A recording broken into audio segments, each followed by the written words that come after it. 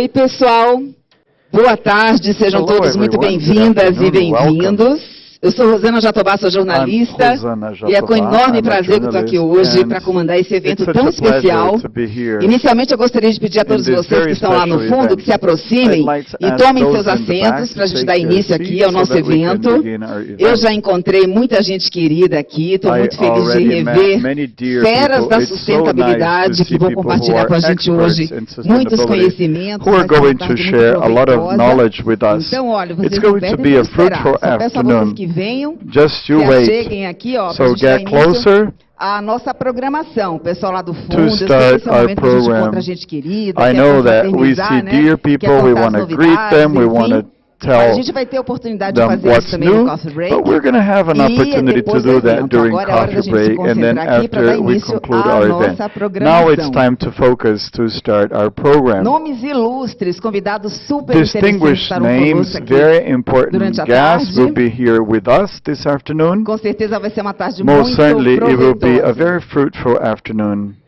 Estou só esperando o pessoal chegar aqui, ó, para deixar a nossa plateia completamente cheia, para a gente dar início, então, à nossa programação. So that we can start our program. Olha, quero ressaltar para vocês que é com enorme prazer que a convite da Marfrig eu dou início a esse evento, que coloca a sustentabilidade do setor agropecuário no centro do debate. Em 2020, a Marfrig lançou o Programa Verde+, cujo objetivo é garantir que 100% da cadeia de produção da Marfrig seja rastreada, de baixa emissão e livre de desmatamento. Hoje nós estamos comemorando 1000 dias de existência do Verde+, e vamos ver como ele está indo na prática. Para falar sobre o que já foi feito e o caminho que ainda há para a gente percorrer, nós vamos ouvir a diretoria da Marfrig. Teremos também um painel sobre rastreabilidade e pecuária sob uma nova perspectiva. E ainda vamos conversar com autoridades estratégicas do governo federal. Eu gostaria de agradecer a todos os envolvidos no programa Verde+, porque para que essa iniciativa pioneira seja de fato de sucesso, é necessário o envolvimento de toda uma rede. Ninguém faz nada sozinho aqui. Produtores, fornecedores, parceiros, investidores e bancos. Então, mais uma vez, muito obrigada pelo empenho de todos vocês. E como vocês acompanharam, nós teríamos hoje aqui a participação do vice-presidente da República e ministro do Desenvolvimento, Indústria, Comércio e Serviços, Geraldo Alckmin. Mas, infelizmente, por um problema de agenda, o vice-presidente está em voo neste momento e não estará presente aqui conosco. Bem, antes da gente começar, eu quero chamar um vídeo para dar um gostinho para vocês de como está sendo o nosso programa hoje. Vamos ver? Brasil, um dos mais importantes produtores e exportadores de carne bovina do mundo. A pecuária é um dos setores mais relevantes do nosso agronegócio, responsável por 10% do PIB brasileiro, com potencial para a produção, ao mesmo tempo em que preserva sua biodiversidade. E com isso, temos grandes desafios. Manter a unidade na cadeia de fornecimento,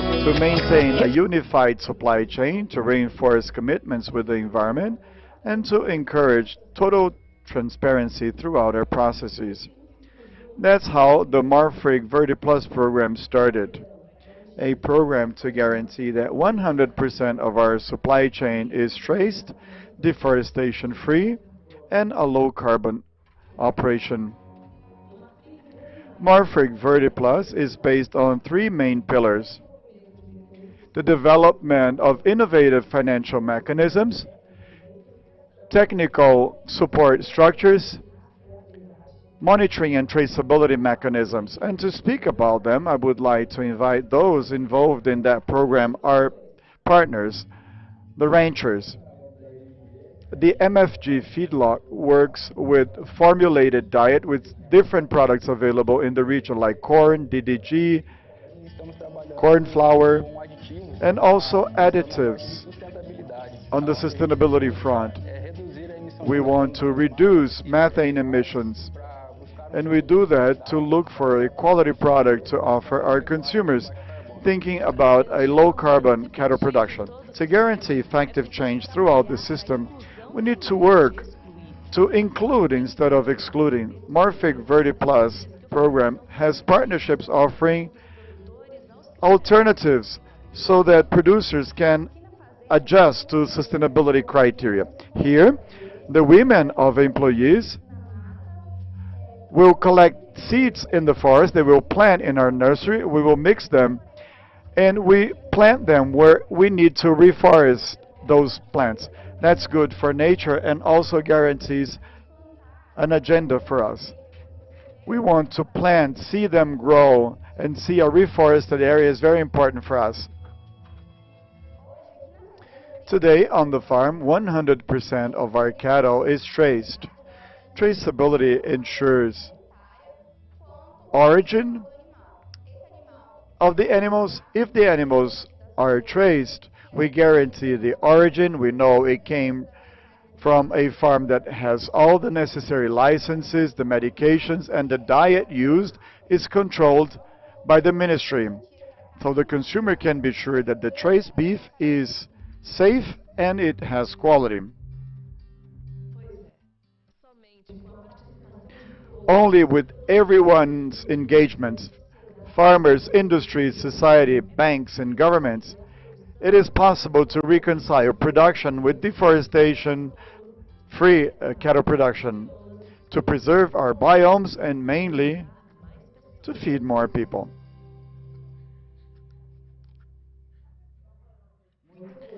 Very well. Let us hear it for it. Nice. Now, to officially start our event, I'd like to invite the chairman of the board, Marcos Molina. Welcome.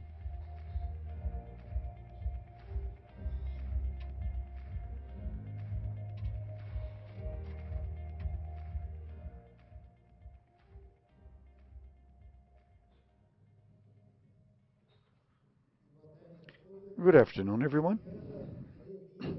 I'm so happy to be here, and I want to thank everyone for joining us today. So many people present here. We started with the Marfrig Verde Plus program in 2019.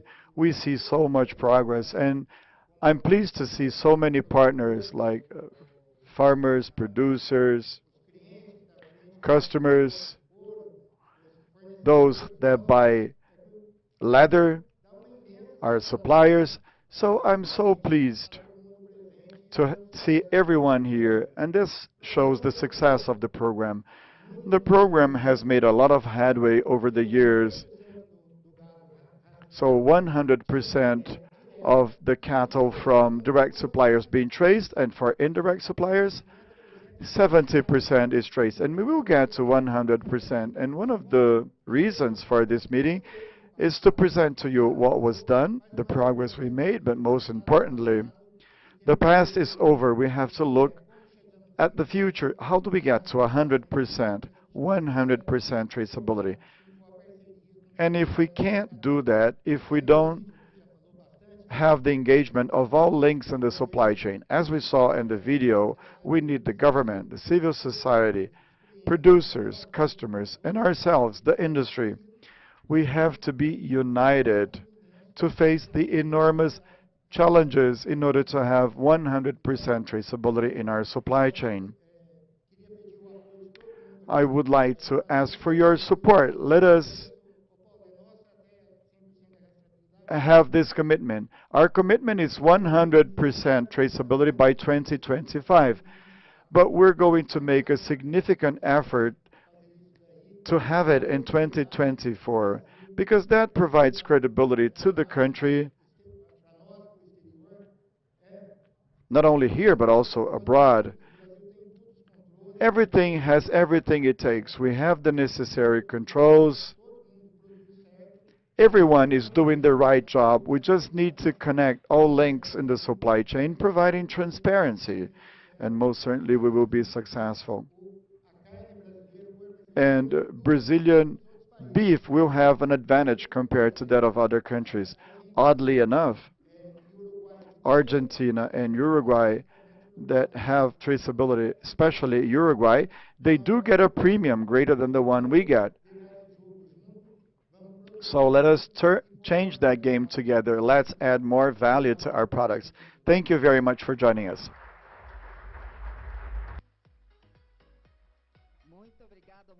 Thank you very much, Mr. Molina. Now, I would like to invite a member of the Sustainability Board at Marfrig, Marcela Molina.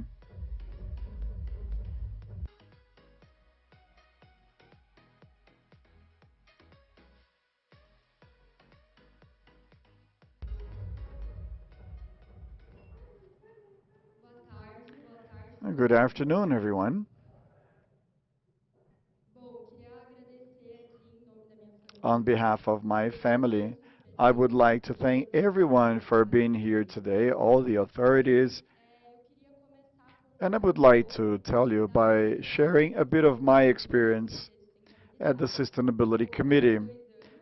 It's been 2 years since I joined the committee, and ever since I was very little, I picked on my father. I saw what was happening in the world, and I said, "Dad, are we doing something about this?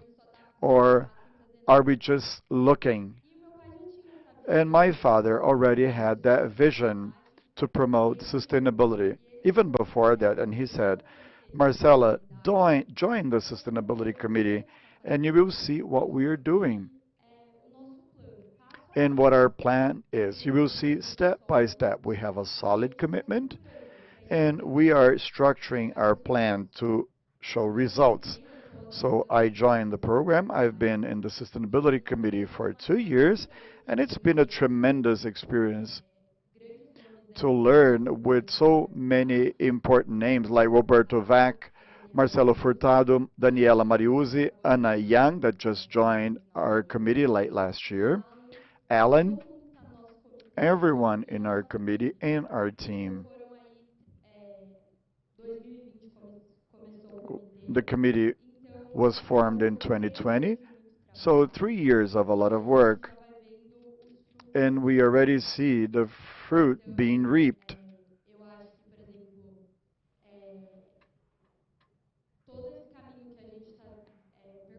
All this path we have followed has as an objective to turn our supply chain into a sustainable one, allowing us to add value to our product. Paulo, our sustainability director, will also show you a bit of what we're doing and the results, because that's what we want, results. And we will show you a bit of that. So I want you to enjoy the day, and thank you very much. A good company always has a good team. Wonderful, Marcela.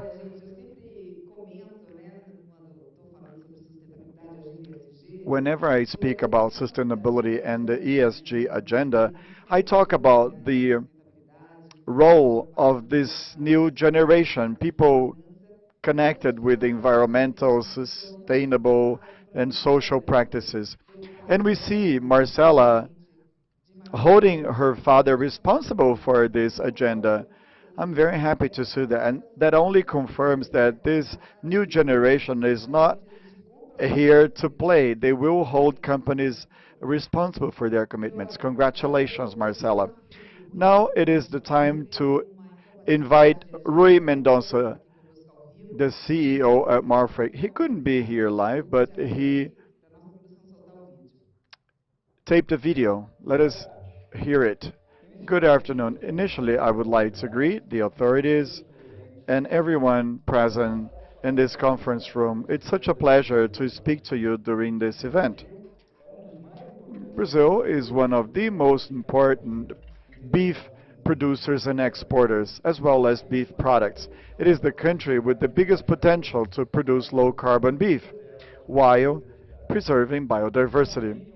Marfrig is one of the leading companies in beef production and the biggest hamburger producer in the world. In 2022, we had net sales of over 130 billion reals,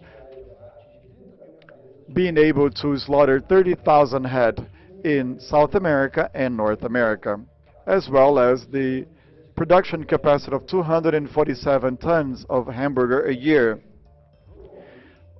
We're also the best beef company, the best ranked beef company in the main sustainability rankings. And we are listed and easy in ICO2. Due to our relevance, we understand that Marfrig should be and is totally engaged in this agenda as an agent of transformation, developing and implementing solutions to reconcile production and the conservation of our biodiversity. During this meeting, we will present the progress of the 1,000 days of our program called Marfrig Verde Plus. We will also have a broad discussion on traceability and the trends in cattle production in Brazil. Marfrig Verde Plus, whose objective is to have a deforestation-free and totally traceable supply chain, providing technical support, engagement, and the inclusion of all producers. We concluded 2022 with 100% of our direct suppliers already traced, and you will see during this event how much progress we made in our traceability results for indirect suppliers. This is unique, standing out in our sector. Among the different results that this initiative reached ever since it was launched 3 years ago, we have the re-inclusion of farms in our supplier base, emphasizing one of our principles, which is inclusion. We will remain committed to practices such as this, and we're very proud of it. Every employee in every of our units and in our offices has done their share as best as they can. And I would like to extend my heartfelt thanks to them for their trust and contribution they have with the company every day. We believe that cattle production and environmental preservation are supplementary, and that's the vision that will guide our activities. We will follow our strategy to increase our reach, to increase the portfolio of value-added products, and to achieve efficiency gains without giving up sustainability practices, counting on the partnership of our supply chain. Thank you very much. Very good. That was our CEO, Rui Mendonça. Now the president of Apex, the Brazilian Agency of Export Promotion, Jorge Viana.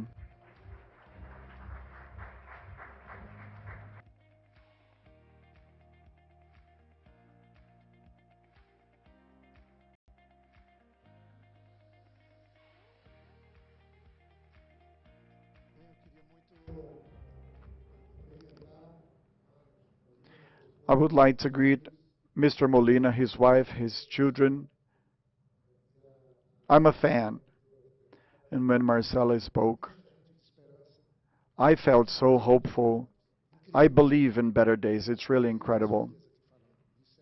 I can see my children in you. Marcos, you did very well. I met you in China. You were discreet, efficient, quick, and you are knowledgeable. Every time I asked tough questions, he answered very well. But I want to greet everyone, Minister Isabella, everyone present here, Roberto and others. I was very happy to see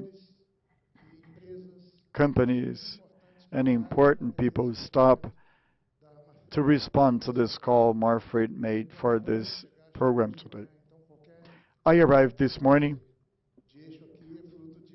so if I get lost, it's due to jet lag. Many times flying. I was traveling with President Lula the first time he went to Europe. He started with Portugal and then Spain yesterday. Today, he's the cover of El País, one of the most important papers in the world.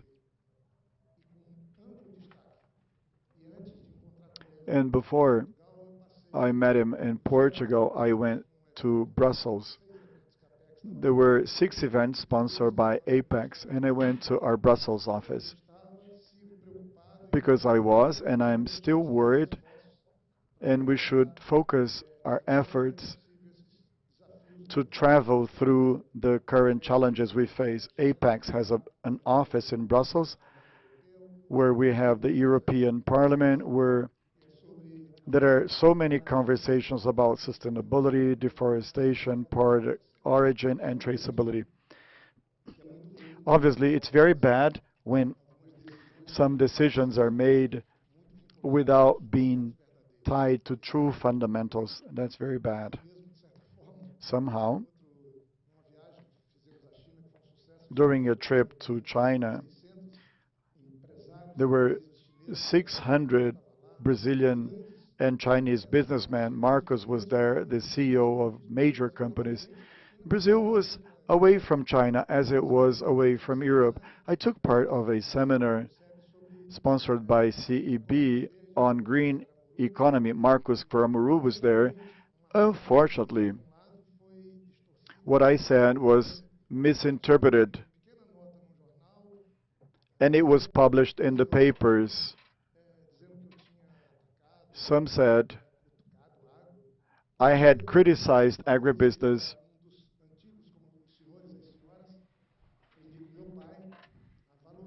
Much on the contrary, I learned with my father to value those that breed animals, plant and grow plants. My father was my teacher. He always valued everyone who worked with agribusiness, even smallholders.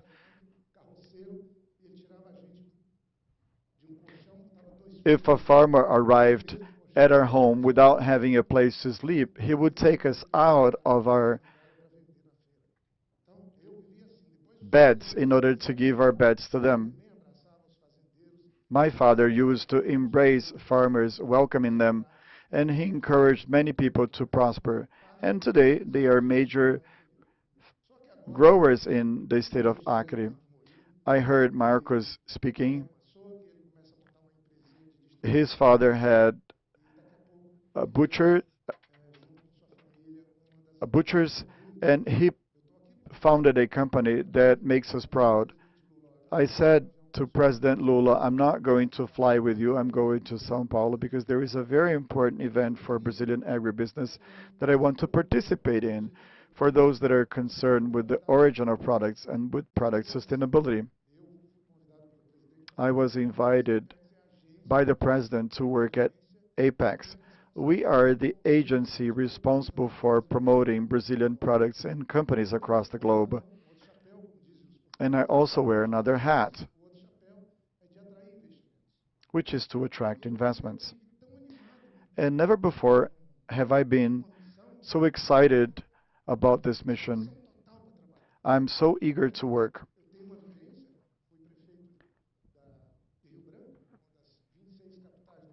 I was the mayor of Rio Branco, one of the 26 capitals in the country. I was the governor for 2 tenures. I was very well assessed.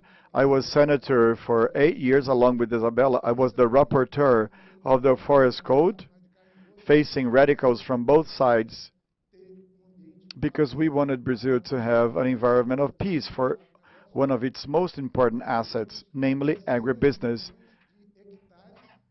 Dozens of millions of hectares were legalized.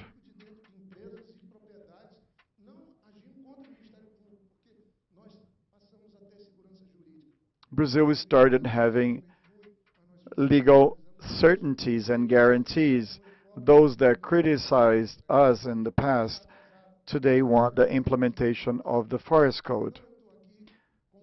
So I'm here to be one more link in the supply chain, along with one of the largest companies in Brazil, a company we are so proud of, a company with a huge supply chain.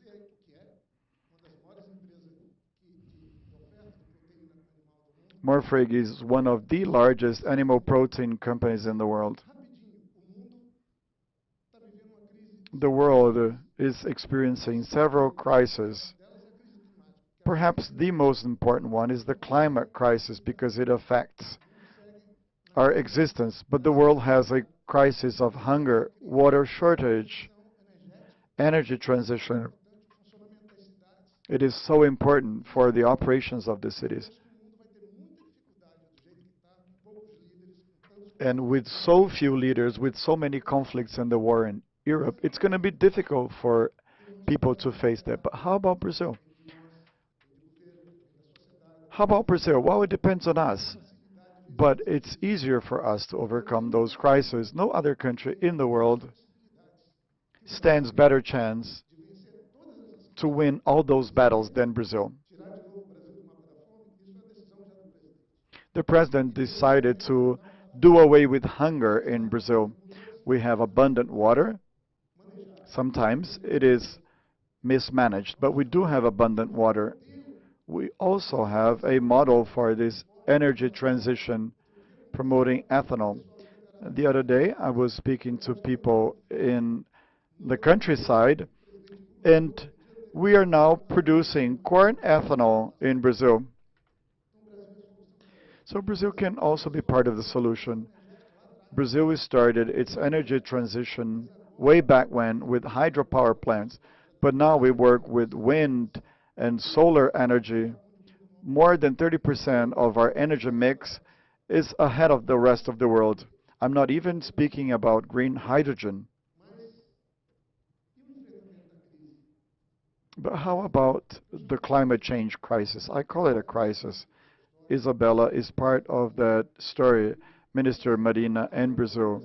And Brazil was worsening that situation up until some time ago. Isabella is part of the solution. Brazil is part of the solution because Brazil hosted Rio 2002. If we do our share, we will have the authority before any country or continent. I've been to over 60 countries, not because I started working at Apex, but because I'm curious. I like to see and learn. But I think we must come to terms with the fact that Brazilian society, farmers, NGOs, the government, the parliament have to work together to create a single narrative defending our agribusiness, our production, and all the transitions that are necessary. These are the challenges I'd like to discuss. Apex will promote a major seminar inviting ministers, former ministers, producers, bankers, people in the financial market, NGOs to create a narrative. I just came from Europe. Either we do that now, or what will prevail is the misconception about what Brazil is all about. Because what was done in the past 4 years destroyed and marred our image. Our image has been destroyed, sometimes rightly so, sometimes mistakenly so. Brazil was absent from the world. Marcos Molina creates 6,000 jobs in Argentina, and the Brazilian government never went to Europe or to Argentina. It took them 45 days to recognize the elections in the US. We shouldn't be away from Africa either, or Europe. I spoke to two ambassadors in Brussels, two Brazilian ambassadors, Igor, who is here, and Floriano, who was with me at the time, and they said nobody would see us. We asked for a hearing, we didn't even get a reply. And I'll tell you right now, the government has changed. Now they are coming to us. They want to speak to us, and they want to know what's happening. I saw the success in Portugal, in Spain, and I believe that this agreement, if we work it right, if it is executed properly,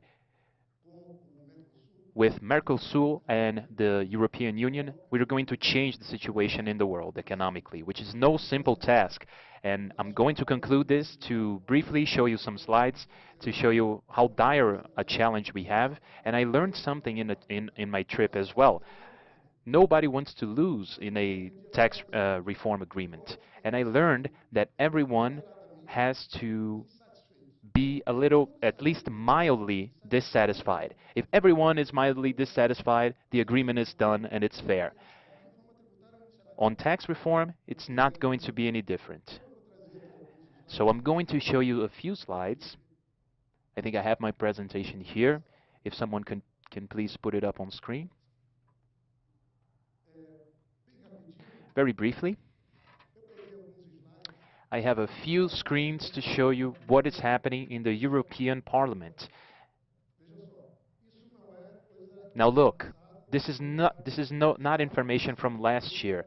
This is current. I just arrived from Brussels, and I have this. So the green wave in the elections, in the regional and community elections between 2016 and 2019, the environmental agenda is quite strong in the EU. Parliament is different.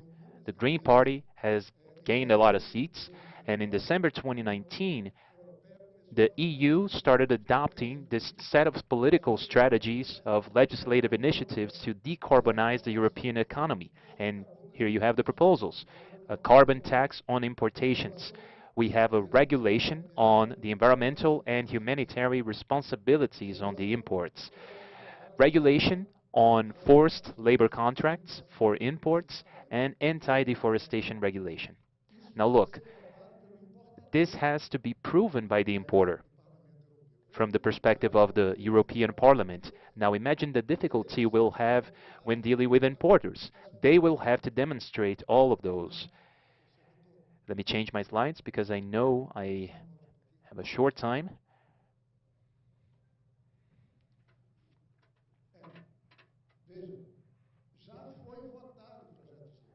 This bill has already been voted. It is not going through Congress right now. It has been voted. It's supposed to prevent the importation of products coming from deforestation areas. This has been voted, and it's just going to be signed and put into effect. Negotiations are concluded. There was an agreement, not yet signed, about the dispositions of this regulation, and it's supposed to go into effect by next year. So you sign the agreement on 1 year, and it goes into effect the next year. So the EU will classify countries based on their risk as far as deforestation. Whichever country has a high risk is not going to export. So the EU is not going to import from those countries. It's a rule for every country. A burden from the attachment, and of course there are fines for the importer. And this is a novelty as well. And this is yet a greater challenge. And the scope is, where does this affect? Beef, coffee, soybeans, cocoa, wood, timber, rubber, palm oil, and other derivative products. So, as far as the exports from Brazil to the EU, in the past we exported 334 billion. Obviously, half of that is connected to the agribusiness. Our main partner is China, but for the EU, out of those 350 billion went to Europe. And the products that I mentioned account for 15 billion of those dollars. It's not too much. Beef that we export to the European Union, I think, accounts for 5% of that, but coffee is more. But that's the new market. That's the future economic bloc that we are going to be participating. So we can have an impact with this new legislation. We can have an impact to the tune of almost 30% of our exports to the EU. So we're talking about $15 billion. It's no small number. So this is a little bit of what can happen. 23% on the leather exports, 5% on the beef exports, 14% on soybeans, 8% on cocoa, and 49% on the coffee exportations.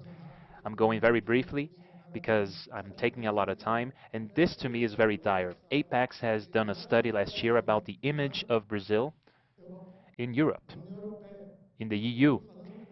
And I tell you, we have an office there. And this is a slide that is very strong. The image of the Brazilian agribusiness in the EU, 64% is negative, and that's from last year. positive 14%, neutral 22%. Now that's the worst.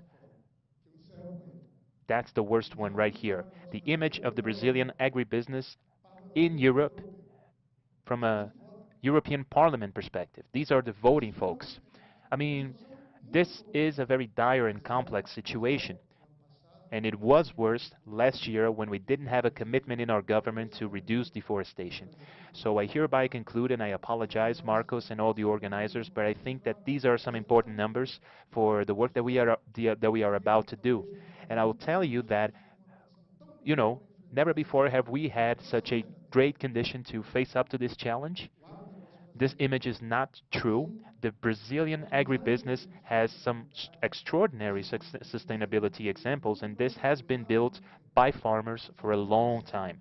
And this is something that was built. But of course, we had an increase on deforestation in the last 4 years, but now the government is keen to reduce that.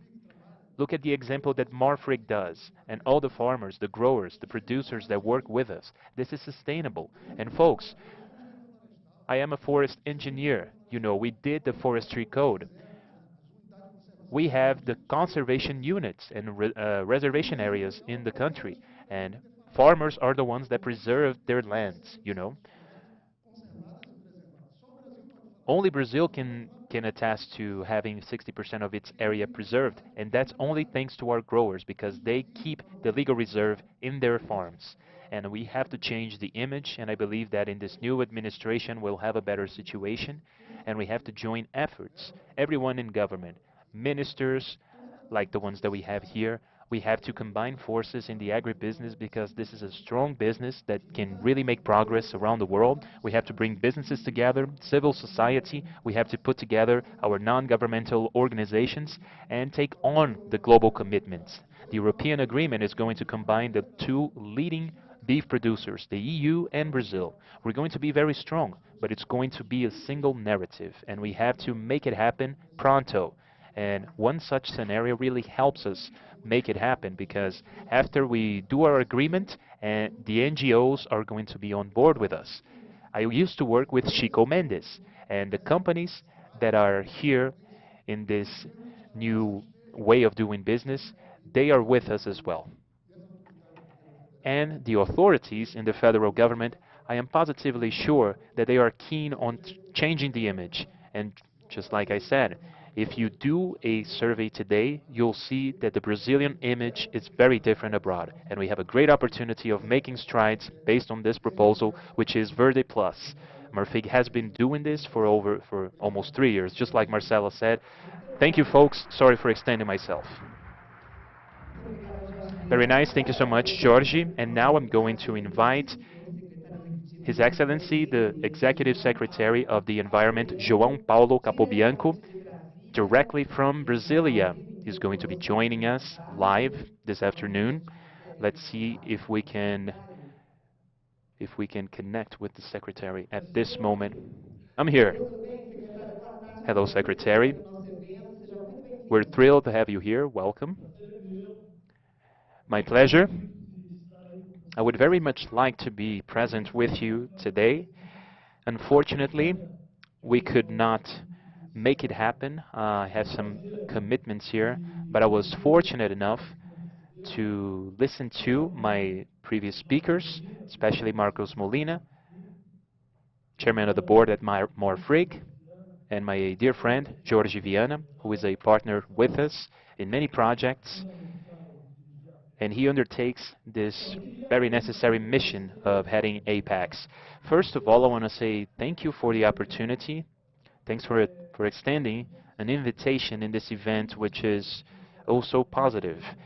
You know, we've had an agenda that has been increasingly active, and we are precisely focusing on those debates, those discussions, those events that pertain to the agribusiness, that pertain to cattle raising. And more, we work with leaders, we work with different economic groups, and we aim at creating programs, actions, partnerships, projects to make sure that we can work towards this objective presented by Marfrig in this program here, Verde Plus. We just saw some amazing data from Marcos. We saw the advance that the company has made as far as traceability. And we do know that traceability is a paramount tool, is crucial, and it really sits at the core of the actions that we need to develop in Brazil with the aim of overcoming our most dire challenge, which is reaching zero deforestation. And Brazil indeed finds itself in sort of a crossroads. We have proven that we are able to control our deforestation rates, as we have done between 2004 and 2012, reducing in over 80%. But it also has proven, unfortunately, on the other hand, that this effort can be compromised. There can be actions of discontinuation, which is what happened in the last few years, especially in the last 4 years, when Brazil nearly lost the control, nearly lost its leadership position in this crucial agenda, which is fighting against deforestation. And all of us know here that deforestation accounts for roughly 49% of the gross emissions of greenhouse gases. Therefore, the greatest contribution that Brazil provides to the world in terms of worsening the climate change factor is precisely derived from deforestation. This is a concrete fact. And this deforestation that we speak of is always tied to social issues, is always tied to violence to the indigenous populations. It's always tied to the lack of organization out in the field. So therefore, facing up to this challenge, overcoming deforestation is an absolutely crucial task that is associated not only to Brazil's capability of producing responsibly, considering the environment, but also for Brazil to provide some important and objective solutions to the world. And let us remember that this contribution that Brazil had provided in the past, reducing a great deal of its deforestation, was the greatest single contribution by any country to fight against climate change. And this is a victory that Brazil had achieved. And now we face the challenge of regaining that position. And Marfrig is conducting this seminar. It's showing its efforts. It's showing its disposition. And to us, it's really a joy to be here. And we are encouraged to look for different partnerships and to expand this horizon. And Marfrig is showing that we have concrete possibilities. I mean, Marfrig is a major player in the market. It's an active company that works with great volumes in terms of acquisition, in terms of beef processing, and they are facing their problems as well. So this is what we call a virtuous example, which allows us to expand our argument and to demonstrate what we have. And today, this is one of the most crucial missions that I can think of from an environmental perspective, which is not only our mission. I mean, this is a challenge, and this is a commitment that was taken by the president himself. Our president has said this time and time again, and our priority is to work on many fronts, 3 of which are a main priority for this administration, which is fighting against social inequality, fighting against hunger, and promoting sustainable development. These are the 3 pillars of our government, of this current administration. For this much, an effort has been undertaken by the president as he made his transition into this new administration. He is now re-establishing the environmental department and its institutional capabilities. So we did have some improvements in terms of our budget. We have new allocations that had been removed from the Ministry of the Environment, and right now we have some very promising possibilities of expanding our actions. On January 1st this year, the Brazilian president signed 10 decrees upon his possession, 5 of which were associated to the environmental agenda. One of those decrees, by the way, the most important one, is the one that reestablishes the prevention and control plans for deforestation. As a matter of fact, it expanded them beyond the Amazon region. Our president instituted a regulation that makes it obligatory that the Brazilian federal government, through the integration of 19 ministries, can elaborate plans to control and prevent deforestation in the national territory. And that goes for all the biomes, our 6 biomes in the country. We have specific plans for those. And we started with the Amazon. On February 18, January 18, we launched our actions for our operations, and we started putting together our plan in mid-February, and we concluded the first stage of our plan, and we sent it to a public consultation, which concludes today, in the same day as the Marfrig event. So we are starting to process the contributions that we received in this public consultation process. We had over 510 submissions, suggestions coming from every sector, from the business community, from non-governmental organizations, from civil society, from social movements that are definitely contributing in a big way to our plan. And that is of the utmost importance for us, because the plan to control deforestation has in its sights inclusion, partnership, and creating alliances between the different sectors in our society. And that's why we have to be a part of every single event. We have to make it a point to be involved in every opportunity.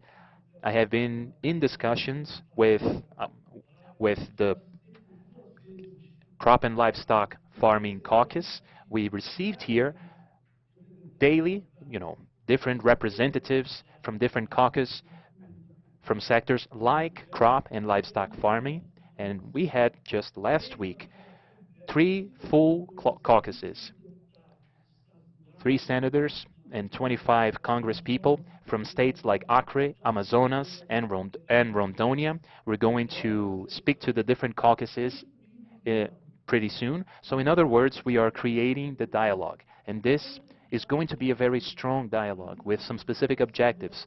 Minister Marina Silva signed last week a new ordinance between her department and the governor of the state of Pará. They created 3 work groups to increase and foster the synergies as to avoid overlapping in terms of the oversight, fiscalization, and also in terms of the organization to exchange information between the federal and the state levels in terms of the environment. So this is something that we have great expectations for, and we believe that the outcomes will be fast.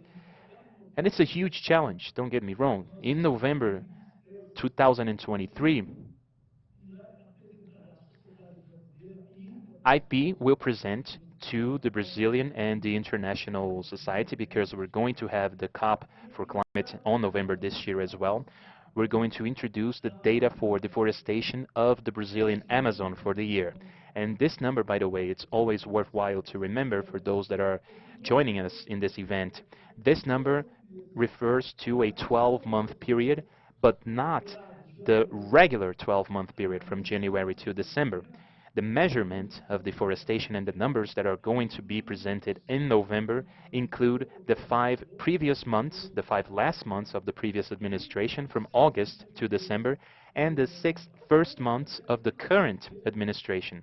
So in other words, in reality, we are already carrying the legacy of the previous administration and all the deforestation that happened since August all the way to December last year.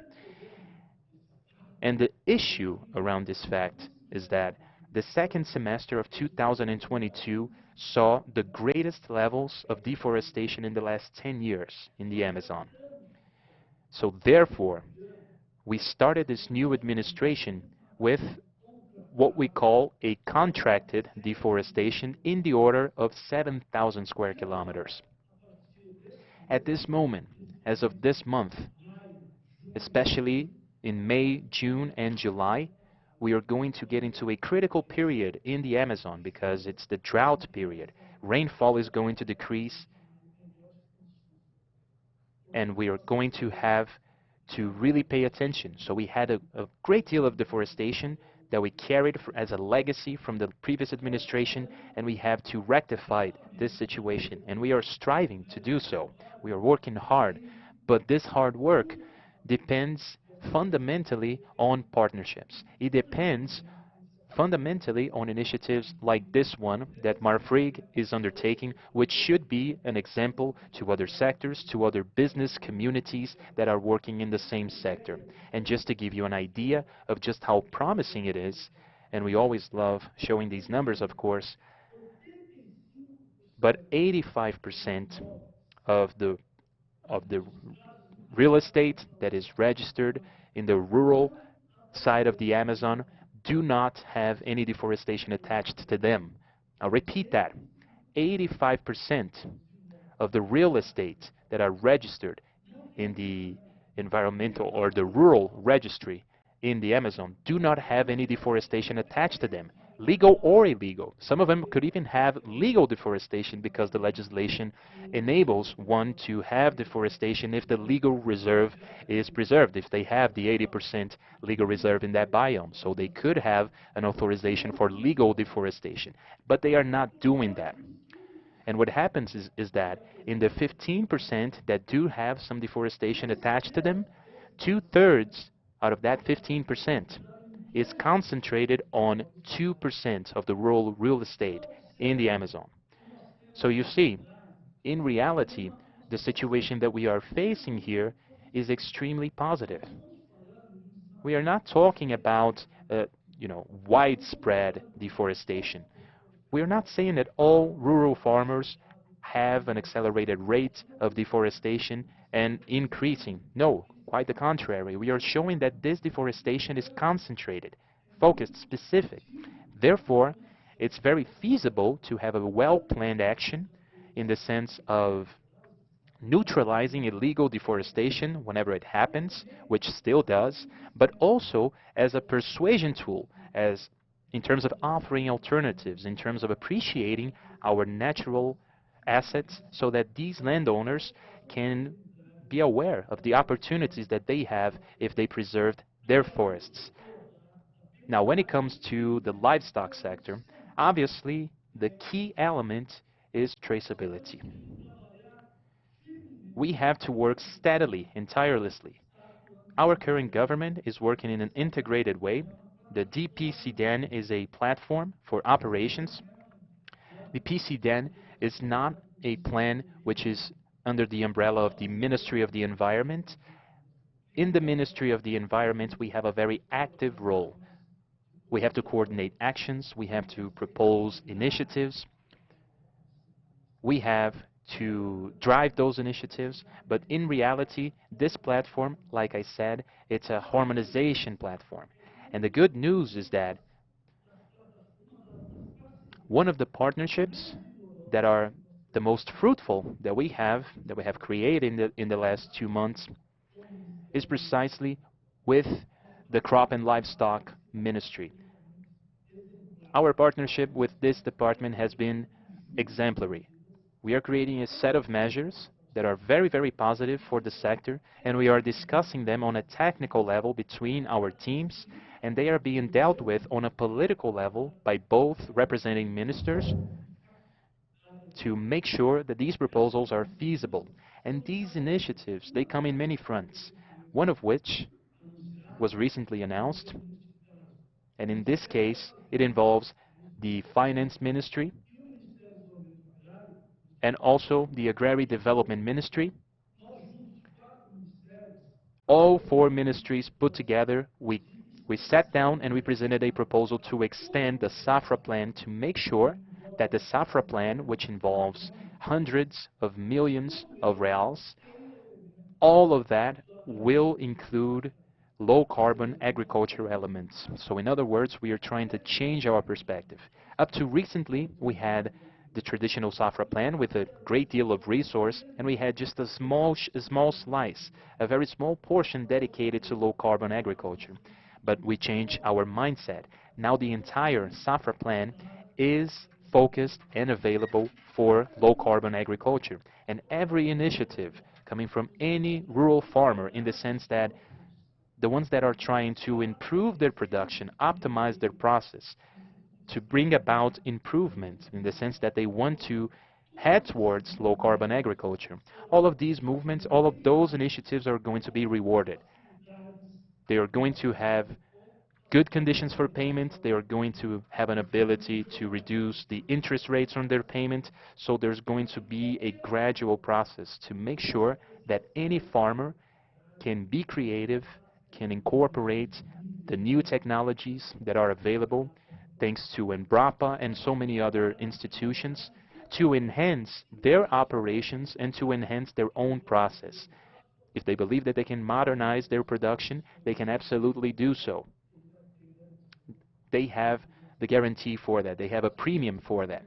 So we believe this is a paradigm shift which is essential, and we are extremely excited with this new perspective. One other important advance is in the realm of traceability. We are convinced that traceability is not only an essential tool. It's not only a crucial tool to control and reduce deforestation. Traceability is an essential tool to preserve crop and livestock farming. We're focusing here on the livestock farming sector, and this is an essential tool to separate the ones that are investing, that are focusing on this process in terms of having their production incorporating sustainability, and set apart from the ones that are not interested in it, that are not interested in taking that step, and that are going to be lagging behind, but today they are affecting the entire sector. When Jorge Viana showed us in his slides, and he did so very eloquently, by the way, the image that Brazil has abroad today. And this is precisely because of that fact. I just showed you some of the figures of deforestation, and also some of the figures about traceability. And that shows that this is a minority, but it's a minority that affects the entire sector. So it's absolutely urgent that we can separate the wheat from the chaff, that we can recognize farmers and producers like Marfrig that are investing, that are working towards improving their production, and that are focusing on sustainability, social diversity, the respect to the labor relations, and all the other actions that are involved with ESG. So we have to pay a premium to those producers, and our economy should favor them. And for this much, we know that the next step in this partnership that we have is precisely to integrate our efforts between the Ministry of the Environment, the Ministry of Crop and Livestock Farming, the Ministry of the Industry and Commerce, and we have to work together so we can quickly build, in the shortest time possible, an official traceability system which will enable rural farmers that are active in the livestock business so that they can register their product, so they can register their herd, and with that we're going to have official data. And we are not far from that, by the way. I am concluding my speech. I know that I extended myself, much to the example of Jorge. I extended myself a little bit, and I do apologize for it. But in conclusion, I just want to make something clear to all our colleagues present, that we are not far from that reality. Brazil already has a system which is extremely effective, positive, and important, which is the animal transportation document, where we have the necessary registration and the necessary documentation regarding animal health. So we already have that. On the other hand, we also have a documentation where the majority of rural farmers, almost the entirety of them, are already registered in that initiative. So if we use the data that we have available, and if we combine this data in the proper way, in a way that is transparent, in a way that provides security to the major importers, we are going to be very objective, straightforward, consistent in our actions, and we are going to show what my colleague George has said. We are going to show that Brazil has not only the potential, but currently, in a very objective way, and I have to emphasize, the example of Marfrig is very useful to all of us. We have an objective action that is able to produce sustainability. It's able to supply the international market and the domestic market that are produced with sustainability and responsibility. I hereby conclude my speech. I greet all of my colleagues, and I also have to greet especially Roberto Vac, my dear friend. I'm so happy to have met Marcela, your daughter, who is so active in this board, and the Ministry of the Environment is entirely at your service. Let us work together, and let us make sure that this project, which was developed by you, can gain higher and higher scales, and that is used as an example, that it is possible to expand that. It is possible to bring that to the world and to benefit Brazil and all the industry. Thank you so much. Thank you, Mr. Secretary. Good luck in this mission. Let us hope we can return to Brazil a key role in this agenda. Next time you will come personally, we hope. All right? Most certainly. Hope to see you soon. Greetings.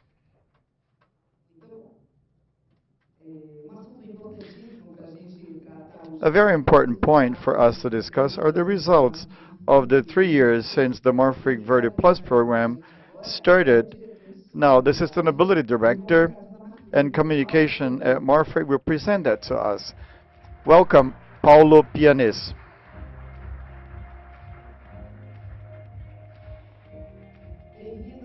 Welcome, Paulo. Nice to see you again. I interviewed him in my program and he rocked. You're too kind. Good afternoon, everyone. It's such a pleasure to be here discussing this topic. Actually, even before I go into my presentation, let me speak about what happened this morning, which is highly connected to what was said by Mr. Viana from Apex. Well, I think everyone touched on this. Brazil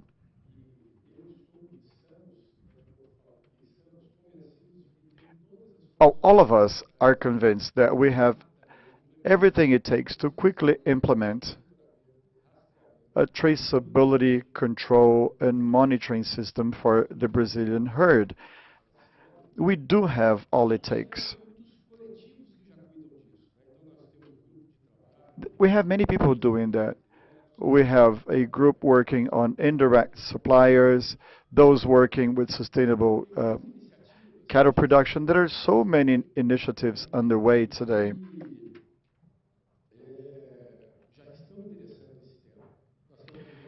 Initiatives being addressed. We have an initiative from the state of Mato Grosso called the Green Passport. We have the Green Stamp that has been implemented in the state of Pará. We have initiatives from the industry, and we will see shortly what we are doing at Marfrig.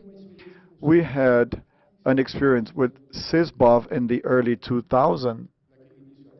In the beginning, SysBov had that objective, but it got lost along the way. So the necessary conditions are there. Earlier this morning, we had a technical group discussing, over 30 people in the first 3 hours of the morning, and the discussion was basically in that group. We had a broad representation of all important actors for this discussion. Banks, the finance sector, the industry, the academia, research institutes, civil society organizations. In a nutshell, we were discussing how we can organize everything that's already there and submit an organized proposal. That is basically what Mr. Viana said. the representation of what might need our need to control the origin of our herd, where it's not just all or nothing. We should strike a balance. The result will be a paper. Obviously, this is the first letter of intentions, but that represents everything that's been done. And now, we intend to bring all these initiatives in a smaller group and design what this proposal could look like, making good use of all the information and the tools Brazil already has. And we want to submit that as an organized proposal to the government. That involves different government entities: the Ministry of Agriculture, the Ministry of the Environment, the Ministry of Farming Development. Brazil has a cattle production consisting of smallholders. It will pretty soon involve the central bank. We need regulations for banks to develop these mechanisms. They need a regulation. We were discussing that earlier today, that involves the Brazilian Economic Development Bank, BNDES. But it's only fair, since we are requesting that to meet the markets we serve, both the domestic and the international market, we do want to control deforestation, but no country has the potential to have such a great environmental asset, and we must use the environmental asset we have to differentiate our products abroad. Our objective is to design that proposal and take that proposal to the government in an organized fashion, as if it were a single proposal discussed by all these actors. So we had that discussion this morning. Obviously, we will have other meetings. We want to organize a meeting with the government. We have a window of opportunity right now. It's an urgent one. In the first 2 years of the current administration, it's key for us to present that demand, but we need somebody at the government level, because only through the government can we build something different with public policies, with regulations. Only then can we make that agenda move forward. And we must have a fundamental assumption. I was happy to see the Secretary saying that in the Amazon region, only 2% of producers are responsible for deforestation. The vast majority of the producers already produce regularly, which is even more than what was determined by the Brazilian Forest Code. And that connection with the government has to happen. Obviously, all of us, as important links to the supply chain, must provide the support, and we must be part of this significant concerted group to promote what we need. So this is an important message. We all play a key role. A role to fund what must be done, so banks. The role to be played by the industry, not only to engage the whole sector, but also to address the points that have been raised. Civil society, bringing knowledge, putting pressure on the other agents, producers and farmers. We must forget what prevailed for 14 years. I've been involved with this agenda since 2008, and what we saw since then is that you can or you can't. You can or you can't. I think this created asymmetry in our market. We have 3 major companies in this sector, but over 1,200 entities involved in beef production in Brazil. We must engage everyone. I think we have an opportunity to create that arrangement to address the problems we're faced with. That's the window of opportunity. Having said that, I will present what we have done over the past 1,000 days. To my mind, Without being presumptuous, this is an example of what can be done. It has its shortcomings and some bottlenecks to be addressed, but be it as it may, this goes to show that as an industry, we can address the existing challenges.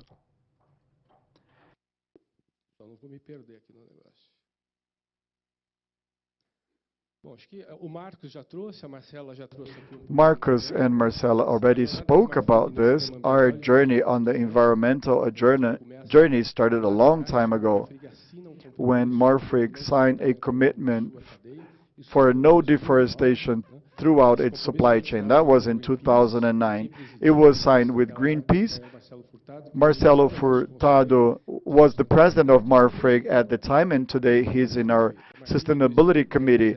And since then, a lot was done. In 2010, we implemented the first satellite monitoring system to control our supplier base, and many other activities were developed over the years. In 2019, I wasn't working at Marfrig then. Marcos, the controller at the time, reviewed the strategic pillars of the company, and two became key: sustainability and governance. When we speak about ESG, there is no E and S if we don't have a good G. We need robust governance.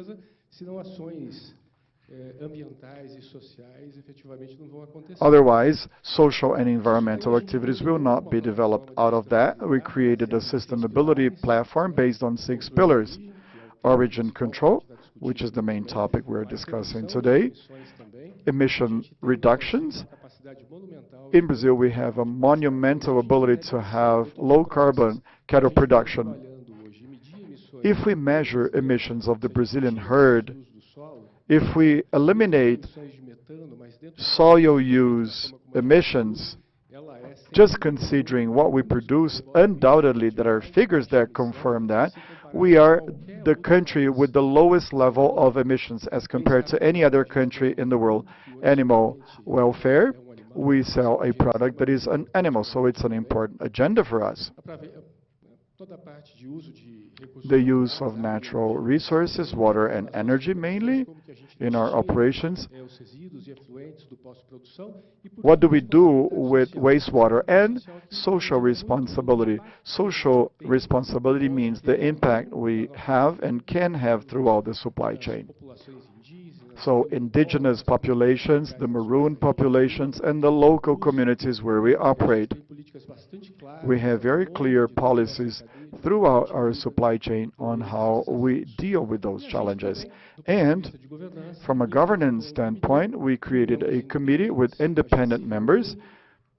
We meet monthly. It's a long meeting that lasts 3 hours. It has the participation of the controller, the CEO, board members, 2 board members, and independent members. And we try and discuss what's happening in the world and how is Marfrig positioned in that context, what we are doing, what we are not doing. We monitor numbers. We verify how robust is what we present. And this is the role of the committee.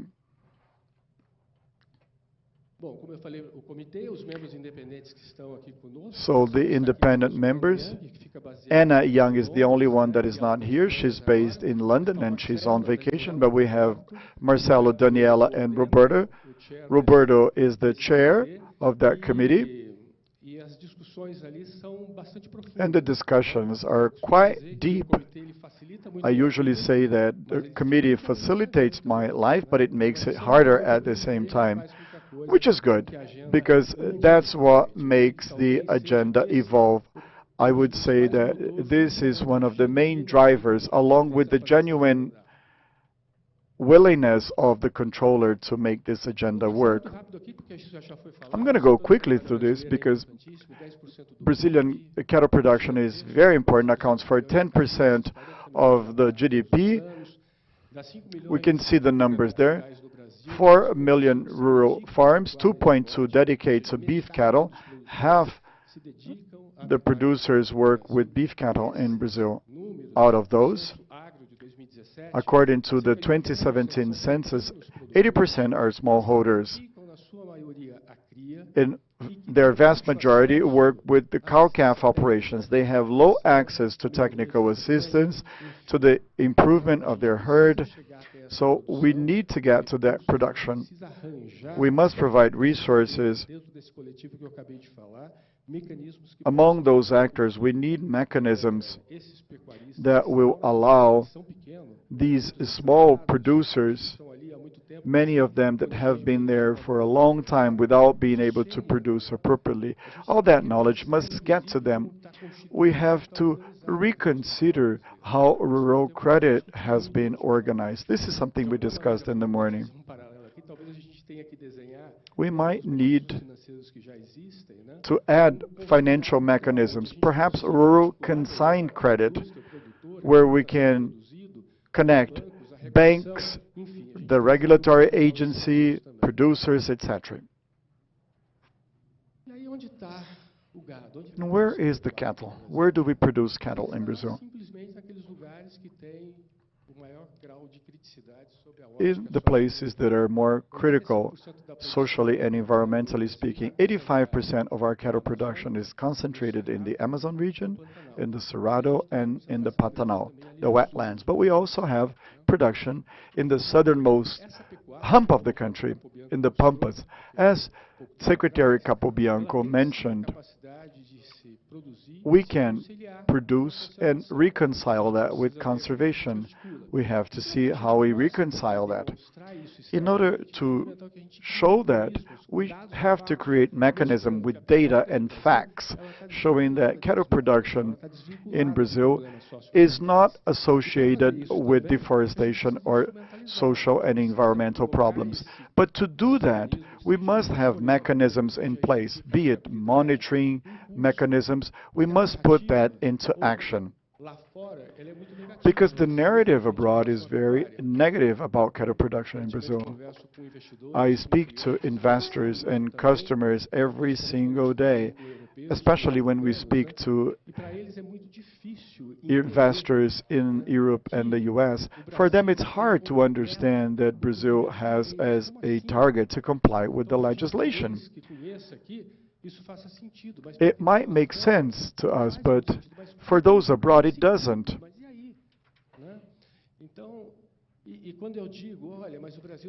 When I say, oh, these are our numbers, but how do we prove that? There is no deforestation in our supply chain. We are not producing in indigenous reserves or in conservation areas. But how do we prove that? What is the tool that proves that? If I have the tool, is that tool verified by third party? Is it audited? That's the demand. If we are unable to meet that demand, no narrative will work. The EU regulation is underway, the Forest Act, which is the regulation in the US, which is even more restricted than the EU regulation, is already underway. We have due diligence in the UK. Many UK companies stop buying beef from Brazil. We might say, oh, our biggest market is Asia. It's China. China is already discussing that. There are discussions at the Chinese Meat Association. And these issues are discussed under two aspects. There is the environmental side, but also to impose a trade barrier that might put pressure on our prices if we are unable to prove what we're doing. So there is a direct economic impact. So it wouldn't be wise for us as part of that supply chain, irrespective in which link of the supply chain we work at. If the agenda doesn't move forward, it's going to be bad for everyone. It goes way beyond conservation, which is key. There is an economic aspect embedded into that that must be addressed.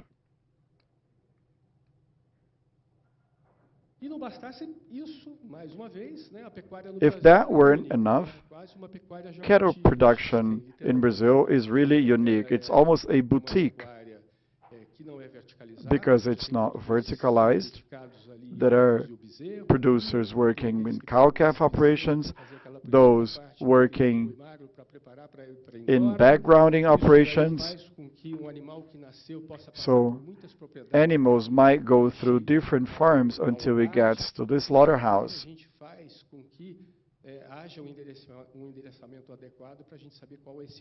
So how do we make sure we know all the path that cattle followed? We need a national system to clearly show what happened to that cattle to the world. So having all that complexity in mind and considering the role we play, along with IDH, Daniela is here from IDH, how do we do that? How can we create a tool? Why is it so difficult? At company level, can't we create something that goes beyond the can or cannot discussion? Marfrig has over 30,000 suppliers. Annually, we have between 10 or 12 active suppliers in every region in the country. 25% of them, sometimes 30%, were producers that were blocked, and that generated asymmetry in the market, because when we block a producer, someone else will buy from them. It wasn't wise. No exclusion mechanism is wise.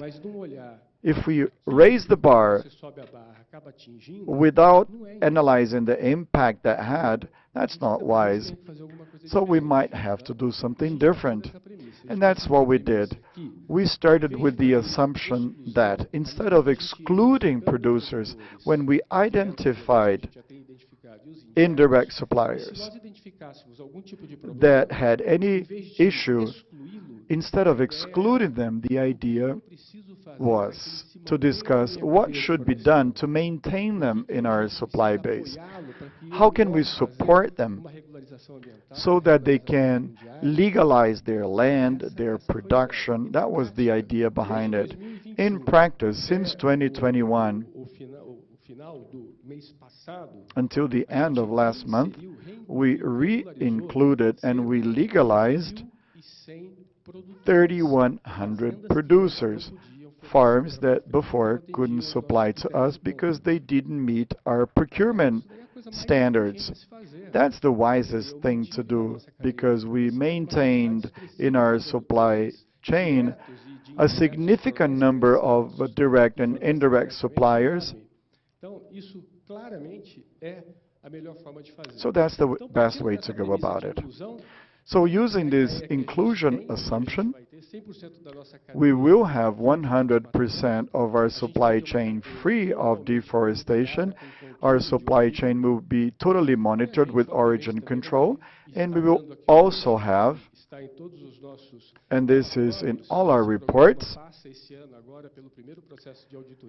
this program will be audited by a third party for the first time. Do transparency. Is everything perfect?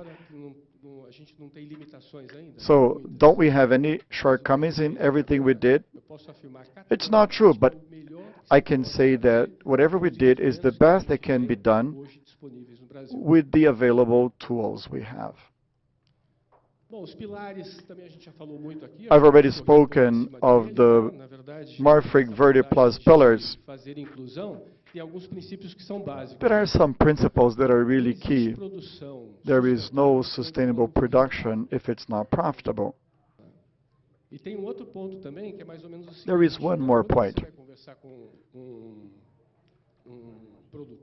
When you speak to producers, if you tell them, I need you to preserve that area, you must maintain the forest standing, and you can produce only in this area. The feeling they have is like this. I have a hotel with 100 rooms, but if I'm in the Amazon region, I can only rent 20 rooms. So what do I do with the other 80 rooms? What's the answer we're going to give them? because that's how they think. We're not going to change their mind. So our approach is different. To make things happen, we're not going to discuss environmental issues. What I will tell them is what they understand. I will tell them, what do you need in order to improve your pasture and intensify your production? Because if they improve the pasture and intensify their production, on the one hand, they will sequester more animals, we'll have more animals in the same area without having to deforest another area. So they are preserving, they are valuing the area they already operate on. Well, I'm selling my calves, but the price is smaller than what I needed. Well, if we have a better genetic, won't the animal be better? Won't it be slaughtered earlier? If we slaughter earlier, there are fewer emissions. So it's a different approach. Actually, it's not different because it's obvious. But we just need to organize it and put things into practice. And it works. It has been working. There is a lot yet to be done because it has a price.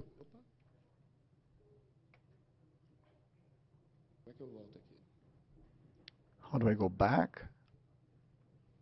It costs money, a lot of money. Today, Brazil needs to create tools for farmers to access financial resources, grants, blended finance, they are key. But the volume is so huge that has been, it must be in the credit market in Brazil. We must sit down with the industry, banks, and production and rethink the current products we have. Because those 2.5 million producers I mentioned, only 1 or 2% have access to credit products. This is concrete information. So there are 2 points there. First, we could solve many problems if we can offer resources for them to make all the necessary improvements on their farm.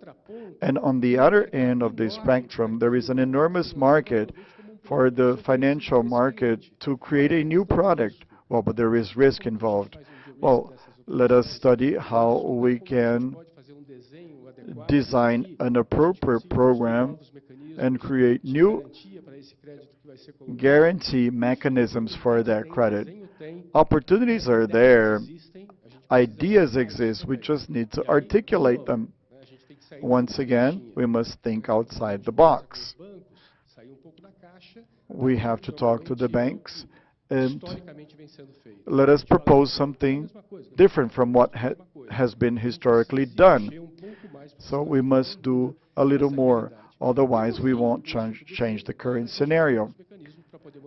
And the monitoring mechanisms must be created as well, and we can do that immediately in Brazil.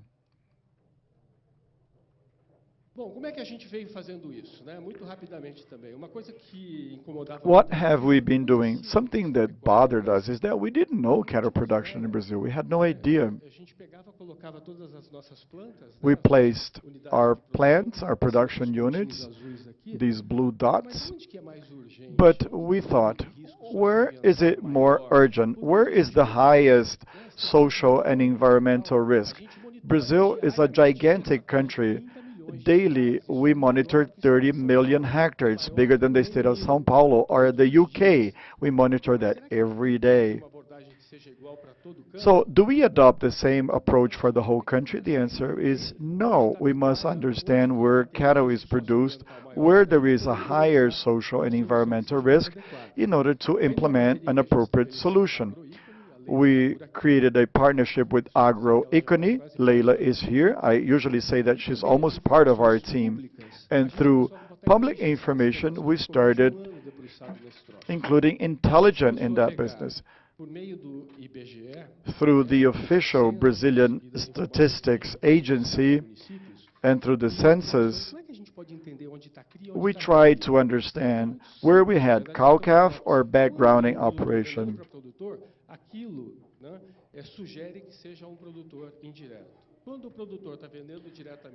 When a producer is selling directly to the meat packer, it's a direct supplier. When they are selling to another producer, it's an indirect supplier. We crisscross that with the official deforestation database, with the presence of native vegetation, with the map of social indicators we have in Brazil, and by overlapping maps, we identify the most critical regions from the standpoint of cattle production. To make it easier, we also brought those risk levels that we classified up top, that goes from very high risk all the way to very low risk, and we color-coded it by municipality within the Brazilian states. And from that effort that we did, we started getting an idea. We see that we have a lot of very high-risk areas in Brazil. You can see that this is around the wetlands or the Pantanal biome areas all the way to the Amazon. And we have some consolidated areas that have very low risk. So we combine our blueprints and we connected to all of our direct suppliers because we have 100% of their registry information, and we outlined a buffer of 200 kilometers because we know that indirect supply is at a distance that is no higher than that. Otherwise, it becomes too expensive from an economic and logistics standpoint, and we started implementing a strategy to implement our map, our monitoring system. And so, what we did was, and by the way, this was 1,000 days ago, so the numbers that you see here and the timeline is precisely this one. So, by late 2021, we had 100% of our direct and indirect suppliers already mapped in the very high-risk areas, and so it went. In 2022, we worked on the medium risk, and all the way to 2030, the idea is that all the Brazilian biomes that supply to Marfrig can and will be duly monitored or traced. And much to our surprise, as we undertook this effort and we spoke to our clients, but actually before I get into that, there is one instrument that we use, which is basically a technology that was developed by Brain, partners who are present here today. And this is a technology that gives you online real-time information about the areas of the farms that we work with. And also on this system, we can extract different pieces of information. We know what happens in each one of the farms.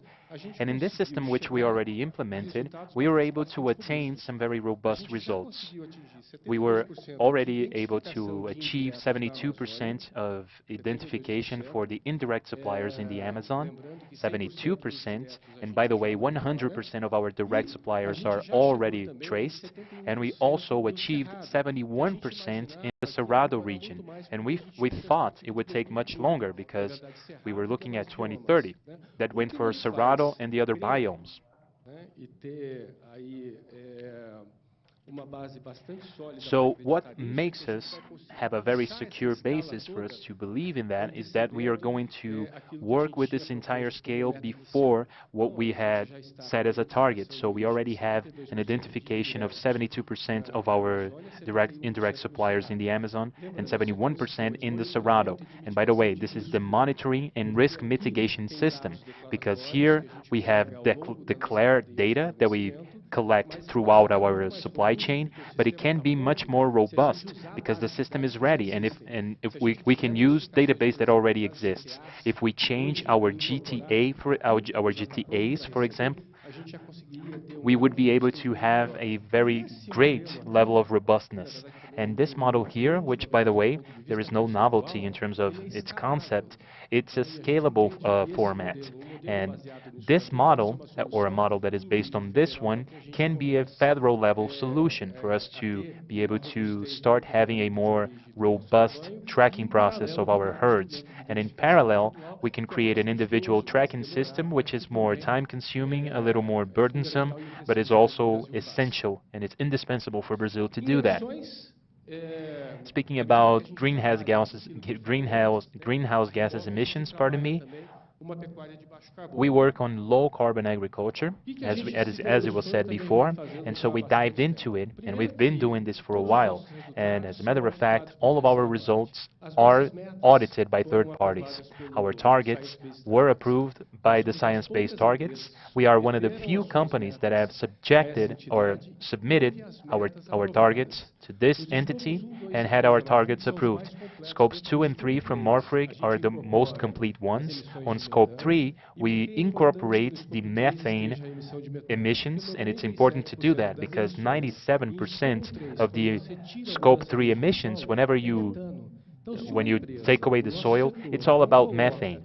So if we don't include the methane emissions on Scope 3, we also have to consider those, and so we established those targets. These are the targets that were submitted.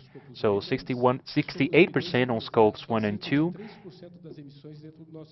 and we have that in our sector, and also 33% on Scope 3. You might wonder, well, why only 33%? Well, it's highly complex, but based on the calculation that we did, which is from 2019 all the way to 2035, this is the significant contribution from Marfrig in the maintenance of our climate, to keep it at that 1.5 degrees of temperature increase. And this has been analyzed and thoroughly researched, and after 8 months, we got the answer and we got the approval for this target. So, like I said, we were able to show that Brazil cattle raising is not only low carbon, but additionally we can demonstrate that these are tangible results that can be traced. And how are we going to make this happen? Well, within Scope 3, and I'm going to focus on the main ones here. Here's what we have to do. Basically, it's 5 pillars. I'll comment on 4 of them in order to have a low-carbon agriculture. First, we need to do we have to do our genetic breeding, and we have to change the production systems in Brazil. Integration systems between forestry and livestock, that also helps us decrease our emissions, and with that we can increase our levels of carbon sequestration. And also we have to improve the management of our pastures. The way that we manage our pastures is really essential.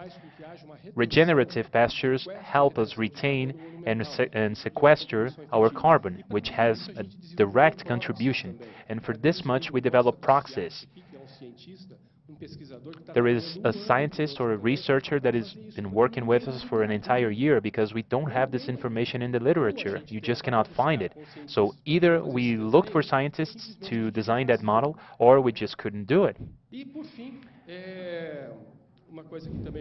And finally, one element that is already underway, it's the additives of the last stages of the animal's development. There are some additives that will reduce 15 to 40% of the emissions at this stage, which is a big impact in the overall cycle of the cattle. And today in our feedlots, we are already applying this technology in all of them, and the outcomes are really substantial.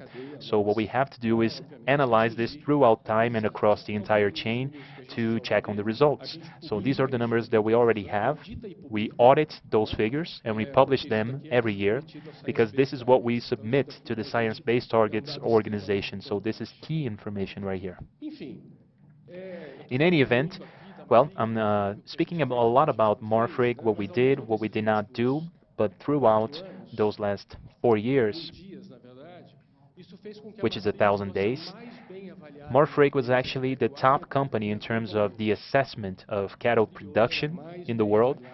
So again, Marfrig is the top assessed company, no exception globally. We are the first one for the fair industry, the third one on the global side, and this is, by the way, the leading companies in the animal protein industry that are publicly traded. So it's actually not only beef. You have poultry, you have swine, you have the whole 9 yards.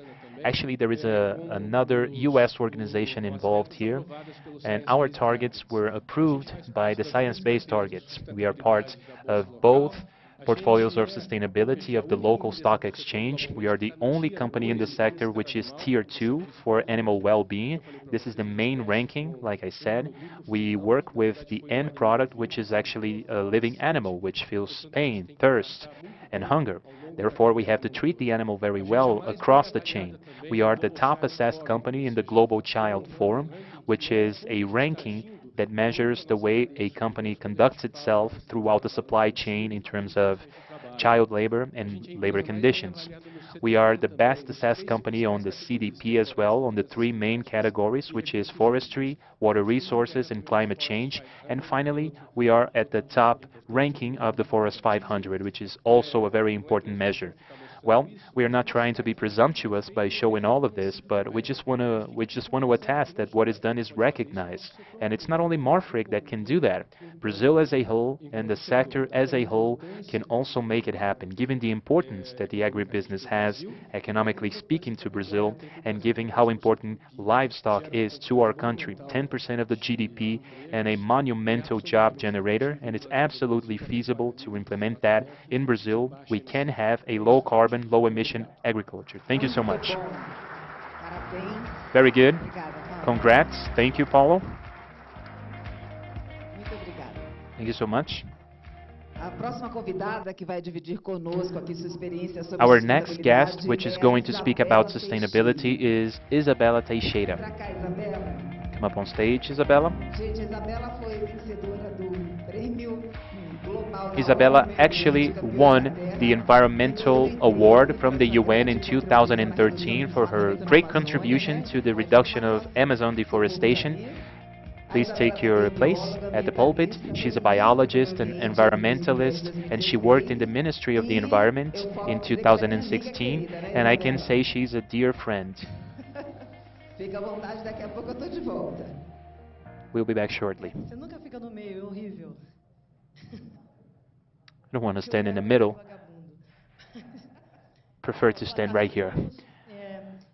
Well, good afternoon, everyone. I don't know quite what I'm going to say after so much has been said already. I was talking to Paulo and Roberto. I said, what should I say? They said, you can speak your mind. You can say whatever you want to say. So I'll have to figure it out. So I will then touch on the international context, not like my friend Jorge Viana said, but touching on some of the long-term challenges. And I think my colleagues will echo my speech in terms of we have to think about what is going to happen in the next 20 to 30 years. And obviously, it's not only about having a conversation about the green perspectives. We have to have a more strategic perspective for our global development and the impact and the presence that this agenda has on the climate drive. And it makes up the most key pillar in terms of the world geopolitics in our current times. So we are talking about power play and power relationships between cities and countries. We are talking about development roles. We're talking about business models. We're talking about the opportunity to make money, to have an influence in the world, to change our relations of production and consumption, having new lifestyles. That's what it's all about. Therefore, it's not a market reserve for any segment. It's not a market reserve for environmentalists. It's not for the ruralists. No, this is a vision or a perspective, an international one, which is quite real, absolutely real, in terms of what is happening in the world and how this should make progress in the coming years. Before I say anything else, though, I want to say a big thank you to Molina, not only for the invitation, that of course as well, but We did have a good time in London when we last met. It was a very informal environment, and we were able to have an exchange about the very ideas we are touching here. The challenge for Brazilian companies, not only Marfrig, this is literally a challenge for the Brazilian private sector and the financial sector. And perhaps this is the first take-home message that I offer to you. We changed our position. There is no comfort zone anymore around the world. So from a financial perspective, the financial sector does not have to wait to be challenged. It does play a key and strategic role to outline new paths alongside the private sector and the government. There is not enough money to go around. And in the world, we have a debt crisis. Countries are in debt. And there is such a financial and fiscal instability that is very real. And for this reason, this year, we're going to have the reform in the Bretton Woods system, which is the overall system in the IMF and all the world banks to get a grip on this transition that we are undergoing in the world. And we have to include climate change in the official mandate of the multilateral institutions in the world. This is happening right now. We need to think about how much money is going to be made available in the coming years. And this is a current discussion. Look the gap that we have here. Paulo was very emphatic when in the money aspect and how those changes are taking place. But this is not part of our day-to-day. So I want to tell you that is going to be very much a part of our day-to-day. Absolutely. Now, the issue with the climate crisis is that this is a global crisis and it affects geopolitics in a different way, in a planetary scale. There are no arrangements to deal with that. And the southern countries are the ones that hold the greatest wealth, naturally speaking. And this is a new situation. It's a new scenario. It's very interesting to think about how this is going to take place, how this new relationship, this pendulum, is going to sway. We have the northern countries, and we have the southern countries, and, of course, we have east and west. The world happens in the other side of the world. And Brazil has a very privileged position in a way that people don't really think about or don't see it that way. We are a central country in South America, and South America is the continent which is called the extreme south of the world. So we have the Atlantic Ocean. We have 1,500 kilometers of coastline in the southern Atlantic. Therefore, we overlook Africa, the United States, and Europe in a very privileged position. But the regional integration, re-establishing our leaders, and re-including Brazil in the international scenario should cause, and I hope it does in the very short term, as it was said very brilliantly by Molina, in the traceability with Argentina and Uruguay. They do have a plus because of that. It will put us in a position that will integrate the countries in the southern continent. And that gives us the ability of being strategic in the Pacific Ocean as well, with the other side of those relationships and how you can be present in the world.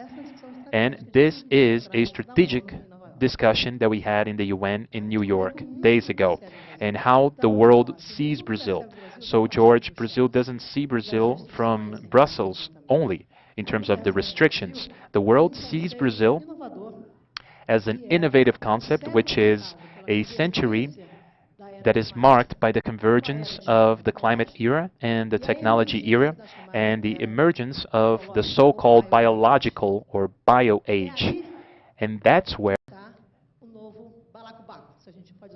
the new buzzword lies, if we can call it that. This is a country that produces the most life in the planet. So it's about time that Brazil understands that we are not producers. If we continue to kill things and kill people, we have some of the highest homicide rates and violence rates in the world, which, by the way, my dear friend Jorge Vieira knows that this is primarily concentrated in the Amazon region and the municipalities that deforest the most in the Amazon. So that's how big a responsibility we have. It's not only about wiping out deforestation from our map, which is something that has to be in the past. And by the way, we should not edit the truth and we should not edit the past. We can't. So stop telling past stories as if they were in the present. The Brazilian agribusiness is strategic, and we made a decision 50 years ago that we would produce food and be autonomous in that front, and now we have another strategic decision to make. We need to produce food and keep nature as our ally. So we have to produce by consuming less natural resources, using less land, restoring our forests, restoring our ecosystems, and reutilizing our natural resources. And this is the underpinning of traceability, which touches not only deforestation, but once you go in the supply chains, international consumers are going to question what Marfrig is providing here. They're going to question companies' efficiencies, water use, and water security for the planet. And these are issues that are already on the table. These are not, you know, when we talk about biodiversity, don't think that this is a problem from the green crowd or the green folks. This is an earth issue. It's a problem for all of those that consume products from earth. And therefore, this is something that Brazilians need to appreciate, because we have a society that has alternatives. And all the alternatives that we have, or the alternatives to climate crisis, they go through Brazil, whether we like it or not.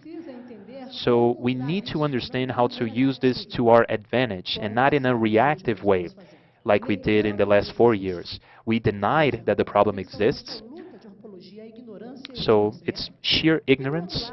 And on the other hand, there is a reactive behavior which has bestowed a lot of responsibility to the private sector. The big companies are now signing those commitments with 1.5 degrees, right? Until 2030, we're going to bring deforestation to a zero. But that is completely dissociated with civil society and the actual regulation. Brazilian Congress is in the wrong way of the international discourse. There are some people in the Brazilian Congress, and Molina knows that for a fact, that believe that the world goes from Miami to New York. This is as much as they can see.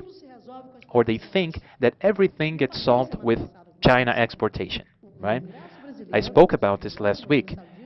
The Brazilian Congress needs to have a dialogue with the world parliaments. We are a democracy, and therefore, we represent the Brazilian society. And we need to be able to speak to the world parliaments. What is happening at the EU, I mean, all of us agree with the vision that Brazil is not a country that is going to produce and export from deforestation. But the way that this was put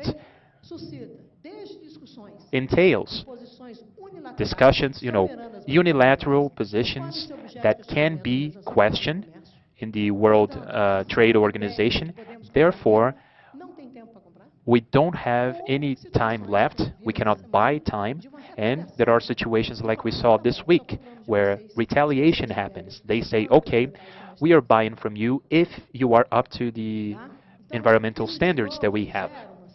So again, that creates a situation which is a polarized situation and not a convergence. It's not about aligning our shared interests and not necessarily our shared alliances.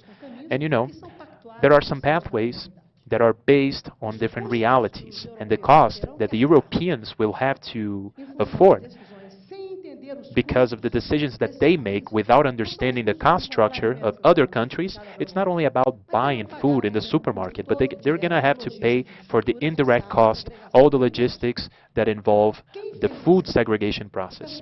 Has anybody done this calculation? I asked the ambassador in the EU. Nobody has. So we have to be careful when we try to make transformation, because in the digital age, in the environmental age, in the climatic age, we have a responsibility. And the transition is not about postponing. It's about us having a strategy which is progressive in a continental country like Brazil, and it's about creating alternatives and knowing how you are going to generate that transformation progressively. What is that transformation? is the transformation of the global economy. So that economy is going to be based on growing with nature, on growing alongside nature and for nature, with it as an ally. And this is no trivial matter. But there is no other way if you want to feed 10 billion people in the world by 2050. And in come the skeptics and the post-pragmatic, and they say that, well, the science is telling us that we need to have 1.5 degree in the average temperature increase in the world, and everybody understands that this is going to happen by 2050. If you read the report of the PCC last week, you know that for the first time we are seeing the 2035 as a more likely scenario. So it took us 30 years to say that man was causing global warming, and it's now taking them 3 years to say that 2050 is not happening, or it might not happen. Which means that strategies from countries like China that has neutralization by 2060 and India by 2070, and the burden, is they, by the way, hold half the population in the globe. Do you think that they are going to move that needle at all? What are the countries that are actually in a position to have a more ambitious strategy? And I looked at Paulo's presentation. They were talking about 2024, 2025. Now, from a business person perspective in Brazil, this is feasible. For most of the Brazilian business people, or rather in the countries that are involved, this is not feasible. And so again, the perspective for those that are footing the bill, that are going to have to pay in advance, by the way, these countries will be Brazil and the southern countries. And again, this calls for an absolutely new leadership vision. It does not suffice to say that Brazil is back. I'm actually happy when the president says that. I was his minister. But the essential decision question is, there's no point in taking pictures from 20 years ago. And the political reality in Brazil, and I think you will agree, there is a dispute today, a underlying dispute, between analog and digital. There is a arm wrestle process going on, and this is the political transition in the country. And this is why I'm telling you this, because the climate crisis, it has happened progressively. It started in the last century, and I was very young when we identified it, but I remember. And obviously, this crisis is growing progressively. It's becoming more robust and more important. And as of the 21st century, we have a democracy crisis. So, two crucial crises that are ongoing. We have the environmental climatic crisis and the democratic crisis in Brazil. So we should be very careful. Our country is authoritarian in nature with democratic spaces, and we have to be very careful when we make our choices. We're talking about choices that will give us the freedom of taking different paths and having, for example, a business come up here and owning up to its mistakes. Paulo told a beautiful story, but in order for this story to look beautiful, you had to show that they were buying from people that were not regulated, right? They were not up to the standards. How many business people are able to do that? They try to swipe it under the rug, but there is no doing that. You have strategic decisions, and you have decisions that are shared with society. And it's with that backdrop that I think we need to observe that when we actually have a debate in Brazil about the opportunities for us that are minding the climate, and for us that take care of nature, there are two dimensions that are really important. The importance of the Amazon, not only for climate security. There is no 1.5 degrees, there is no climate security without the Amazon standing.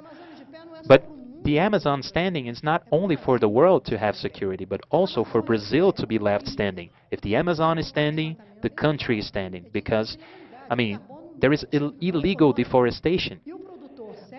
And serious farmers, serious politicians, they can claim that they are not related to deforestation and that they do not promote it. Deforestation should be in the past. Unfortunately, it still looms large. For the wrong reasons, it's still present. And I truly hope, and I can say this quite frankly, the deforestation rates are at a low. And I do hope that us, as a society, as a business community, as citizens, as the banking sector, as the government, we should be bold enough to do a political pact that we don't want it anymore. We no longer accept deforestation as part of an equation of lifestyle or standard of living. We have to congratulate the smallholders. This agenda is not in their lives. This agenda is not in the political agenda in Brazil. That's why Marcos, Marcela, that's why this event is so important, because one of the biggest companies is saying to the parliament members, I have changed and I am willing to make that available to the country for the country to change. So those that believe that this is not part of a political agenda, we have to speak about people's lives, not based on tragedy. Everyone is sick of tragedies. Nobody can stand speaking about COVID anymore after Trump and many things else. A lot more.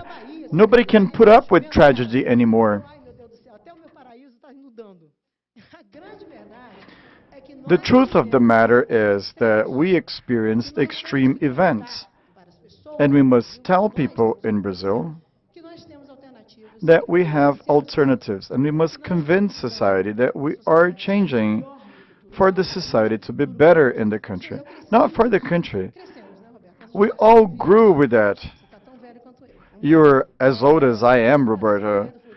Everyone said Brazil is the country of the future. The future is something intangible.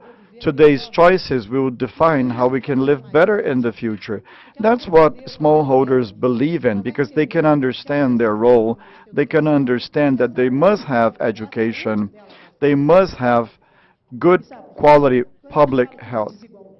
When we speak about inequalities, we are speaking about smallholders. That's who we're talking about. And the root of inequalities in Brazil is racism. And that's the international discussion the world is having. We go through crisis.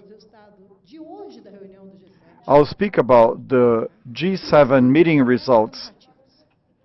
We must connect narratives. We no longer speak about the eradication of hunger. We talk about food production, the elimination of inequalities, the elimination of poverty, political inclusion, innovation, and technology.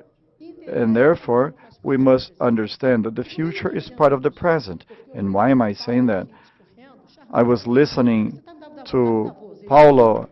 He looked like he was in Davos. He was so elegant. I'm hiding behind the podium. The question that came to mind was, fine, I will have this supply chain with traceability involving beef, hide, gelatin. The cattle will be decarbonized. We have to monitor all the natural resources. You are using blockchain, you're using algorithms.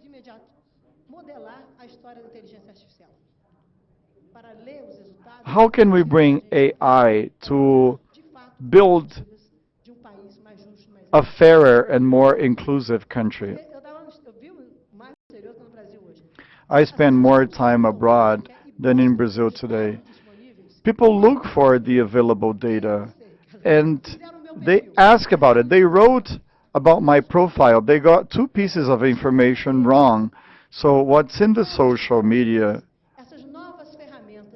whatever it looks like in the social media, will prevail. But We must capture the right information the way we want to be perceived. George said that the world doesn't understand what we do. Nobody in the world sees the situation as we do. So this work is also a provocation. Innovation should be an ally in order to discuss internationally. We have to present who we are as a society. And lastly, I should mention 3 or 4 points so that you understand how important Brazil is. The biggest reference in the world is the FAO whenever we speak about food. And the FAO 18 months ago had a summit showing the whole security, food security in the globe. Energy security, food security, everything security. Why? Because risk is now part of the equation. We live climate risk. Insurers are working on that. Even in the international financial sector, everyone wants to reduce risk. But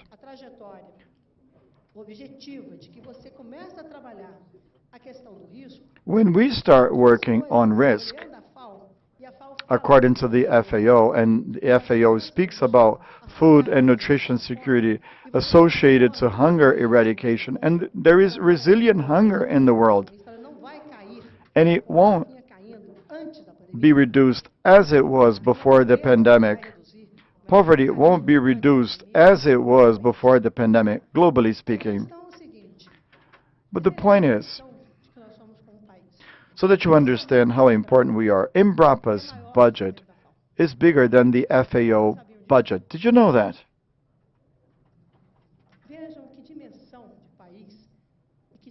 See the size of our country and a society.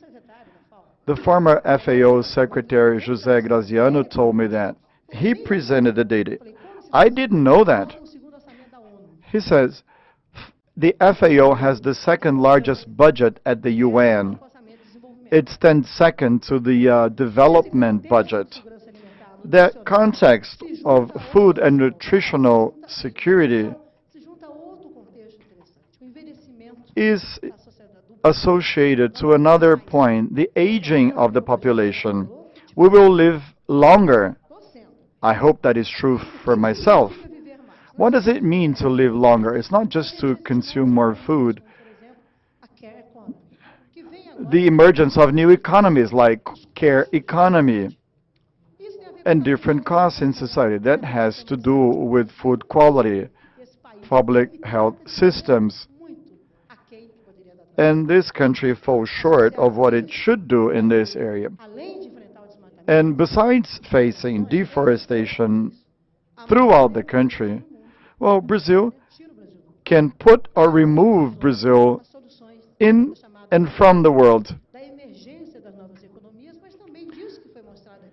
I mentioned the new economies, but we can use regenerative agriculture, being transparent. But to do that, we must be bold to solve problems of the past.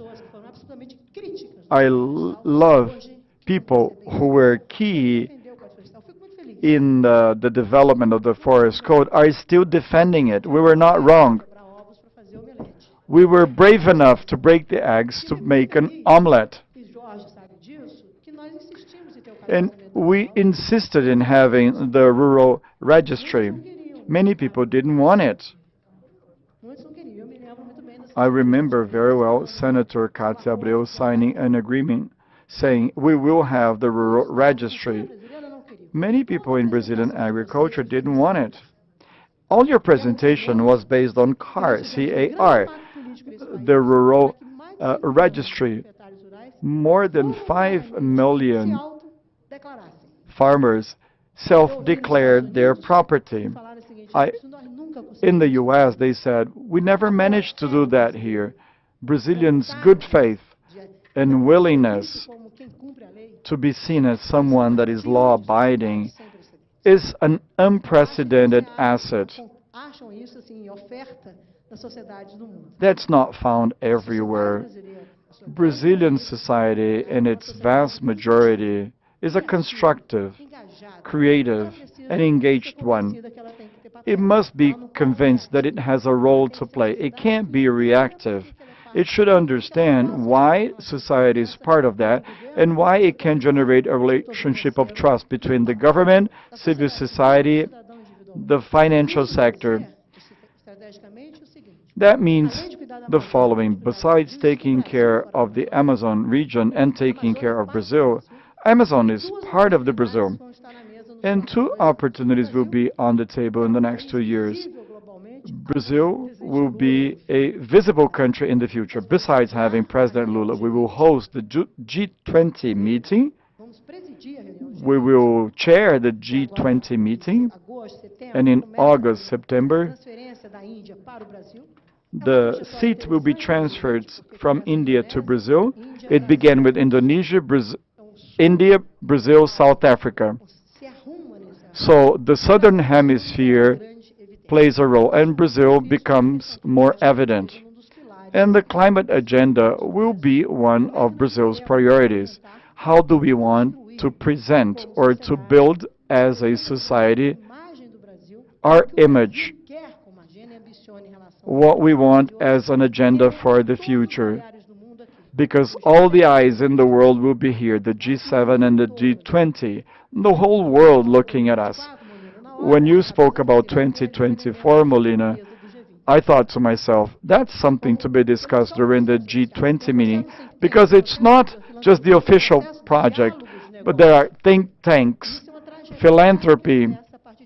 This is a trajectory that starts in November this year, when Brazil takes on the presidents of the G20 group. And then we will have the COP in Brazil, the Conference of the Parties. It might happen in the Amazon region, but it's going to be the Paris COP plus 10 years. Brazil was a leading country in the Paris negotiations, so the world will come here. Everyone will come and say, we want to be in Brazil. If the IPCC is right about the temperature increase of 1.5 degrees, the last transition decade will be here starting in 2025. So what does Brazil want in this agenda? It's a lot more than what we are doing today. We want to have a healthy ambition, but we should become a country that is willing to dialogue, but we should look inward and see how we want to create our rhetoric.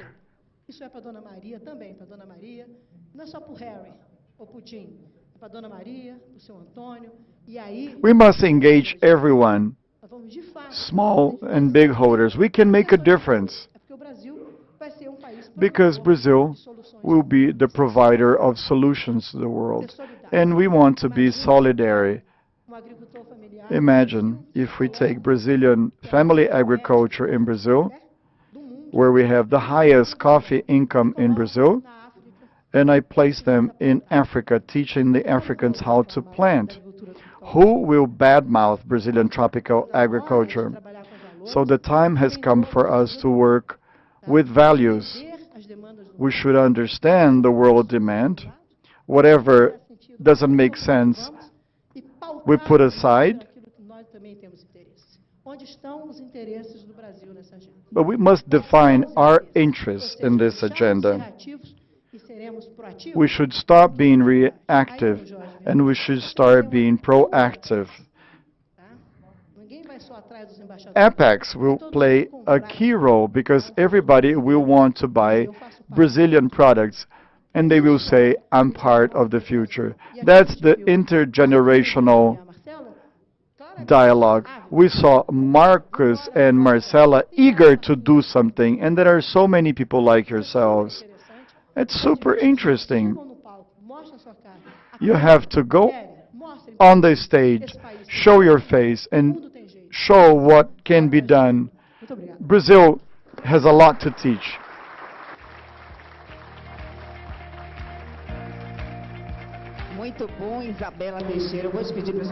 Very nice, Isabella. Let us go back to this stage because Pretty soon, you will be part of our panel. Meanwhile, we will rearrange the stage. I will invite some guests to come to the stage. I have a few questions to you, Minister. Well, I call you Minister because to me, you will always be a minister. Isabella, you can sit down.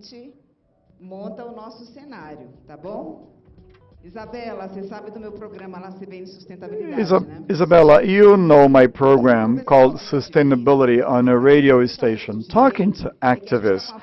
The feeling I have is that we have everything it takes, but there are certain decisions that are being procrastinated, like the regulation of the carbon market, the path towards an energy transition, an energy that is clean and fair. Well, first, we must change people's mindset. We can't depend just on the government, and this event is proof of that. We will give the government a proposal as a reference for the government to develop regulatory mechanisms and policies. The private sector can no longer be in the comfort zone. The private sector is co-responsible. You can't just submit a proposal without getting involved.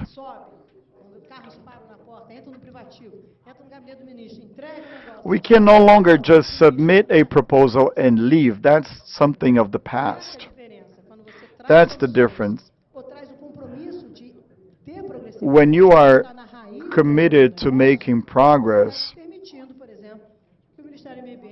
you allow the Ministry of the Environment to have a more strong, a more resilient relationship with the Ministry of Agriculture. The first point is, speed depends on everyone's engagement and our ability to offer solutions. If we just rely on the government, it won't work. It doesn't work elsewhere, it doesn't work here. The government is part of the equation and the solution and has roles to play. The government has some homework to do. There must be people from the Ministry of Agriculture. What is the solution for both the animal transit record and also for the rural registry?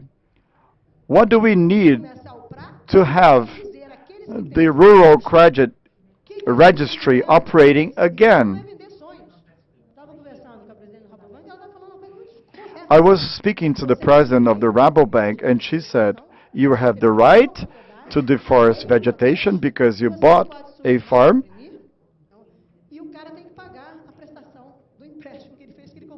and you still have to pay the loan. Who will foot the bill?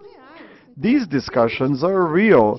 We must discuss what is tangible.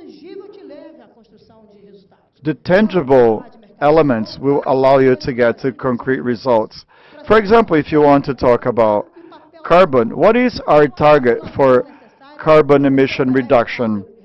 What is necessary to operate in a regulated market? Do we have the right to use public land that is unused and sell that land through a public bidding? Because that is an asset that can be restored, that will generate carbon credits, and will pay royalties to the government. We can depend on government decrees that will generate legal insecurity. In Brazil, almost everything is possible, provided we know what we want and how to regulate things. I don't believe there is free lunch. I learned that early on. I believe in steps 1, 2, 3, 4. And we have to determine what we want from the voluntary market. That will that won't add any steps to Brazil's environmental agenda. We must develop our own narrative. Otherwise, things will not make sense, and internationally nobody will understand.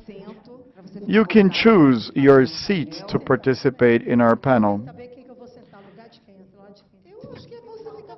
I want to know who I'm sitting next to. Well, we've already applauded Isabel Teixeira. I think she deserves one more round of applause for her brilliancy. She is my source of knowledge, and I'm proud of the fact that we're friends. It is now time for our traceability panel, cattle production from a different perspective. I want to invite Fabiana Lima Alves from SDI Maps, Ricardo Abramovay, Professor of Public Health at the University of São Paulo, Fabiana Alves, the CEO of Rabobank,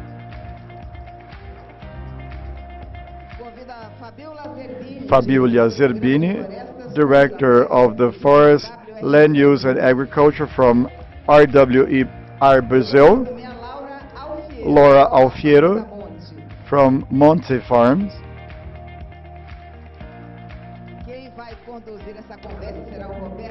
And this discussion will be mediated by Roberto Vac.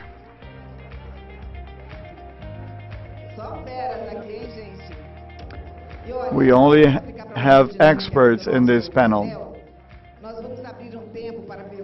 We will have time for questions. You can start thinking about your questions. You can scan this QR code on the screen, and you can send in your questions that will be answered by our guests at the end. Welcome, everyone, and I'll see you soon.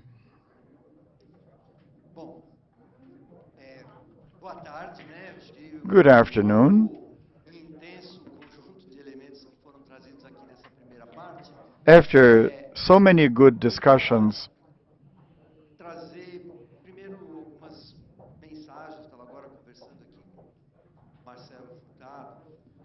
I was speaking to Marcelo Furtado, and it might seem that the whole situation has been solved. We know it is not. We know we still have a significant challenge as a country to address all these elements. But we know what needs to be done. We have the technologies, we have the tools for the system to work. And the key challenge is the engagement of the society as a whole.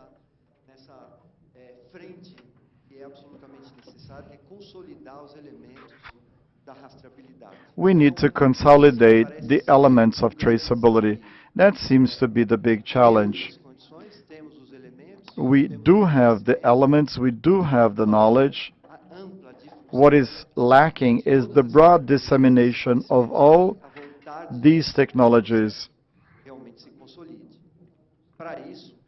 To do that, as Paulo said, as part of the morning discussion, it seems clear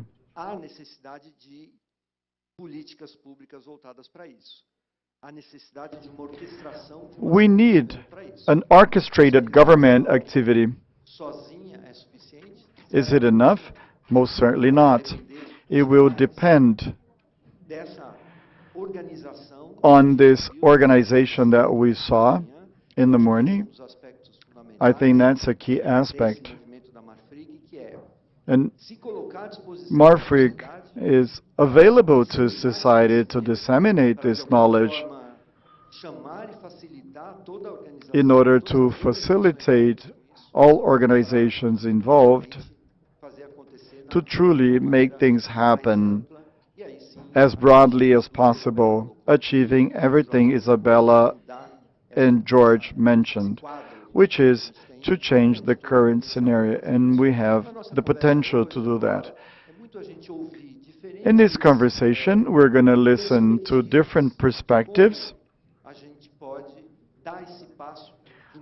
on how we can take that step, engaging all links in the supply chain. I would like to start by listening to a farmer.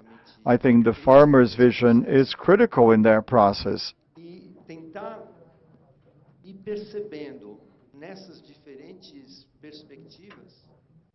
As we listen to different perspectives, we should ask ourselves, how can we guarantee a deforestation-free cattle production in Brazil?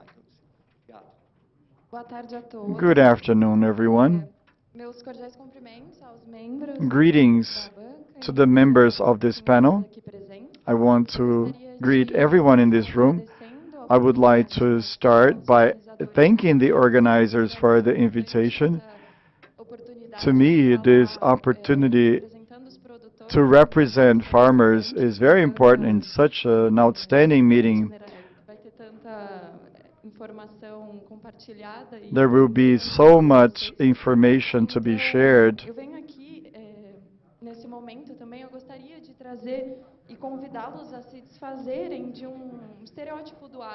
I would like for you to eliminate a stereotype that agribusiness has in Brazil. It was discussed before, but I should emphasize that this stereotype is based on a handful of bad examples in this sector, especially when we talk about deforestation. So let us focus on the facts of cattle production.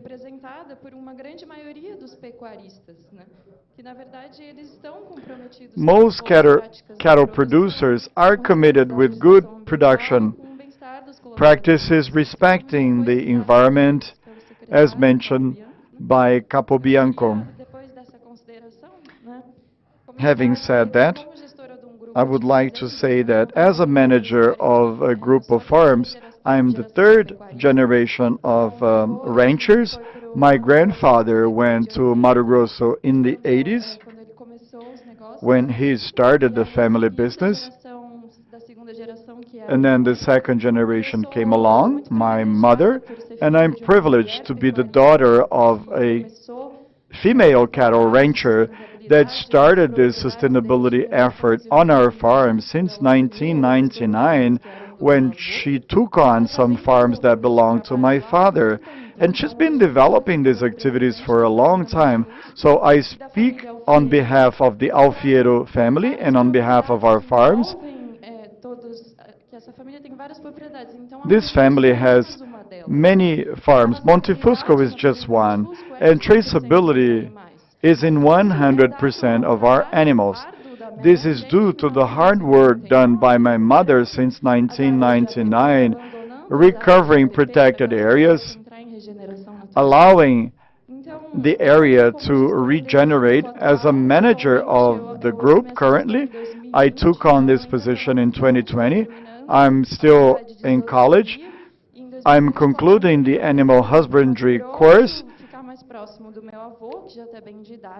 And after I finish college, I want to go back to Mato Grosso. And I felt the need to start managing the management and the finance of my grandfather.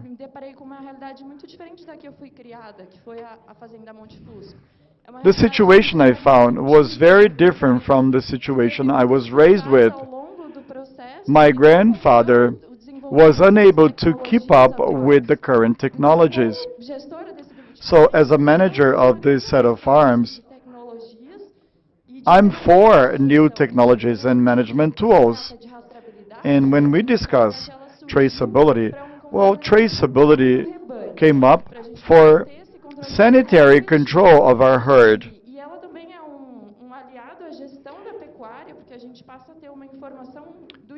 Why? Because we can control the individual from the moment the cow is born, the genetics, death, animal transfer, weight gain. All of that can be managed through traceability. So I'm really for that technology, but I also see the high investment it requires to have that technology from the cow-calf operations. And that's not accessible to most producers because it's not just the ear tag you're going to place. You have to know the right place to position that ear tag. You must train your labor not to place the tag on the extremities.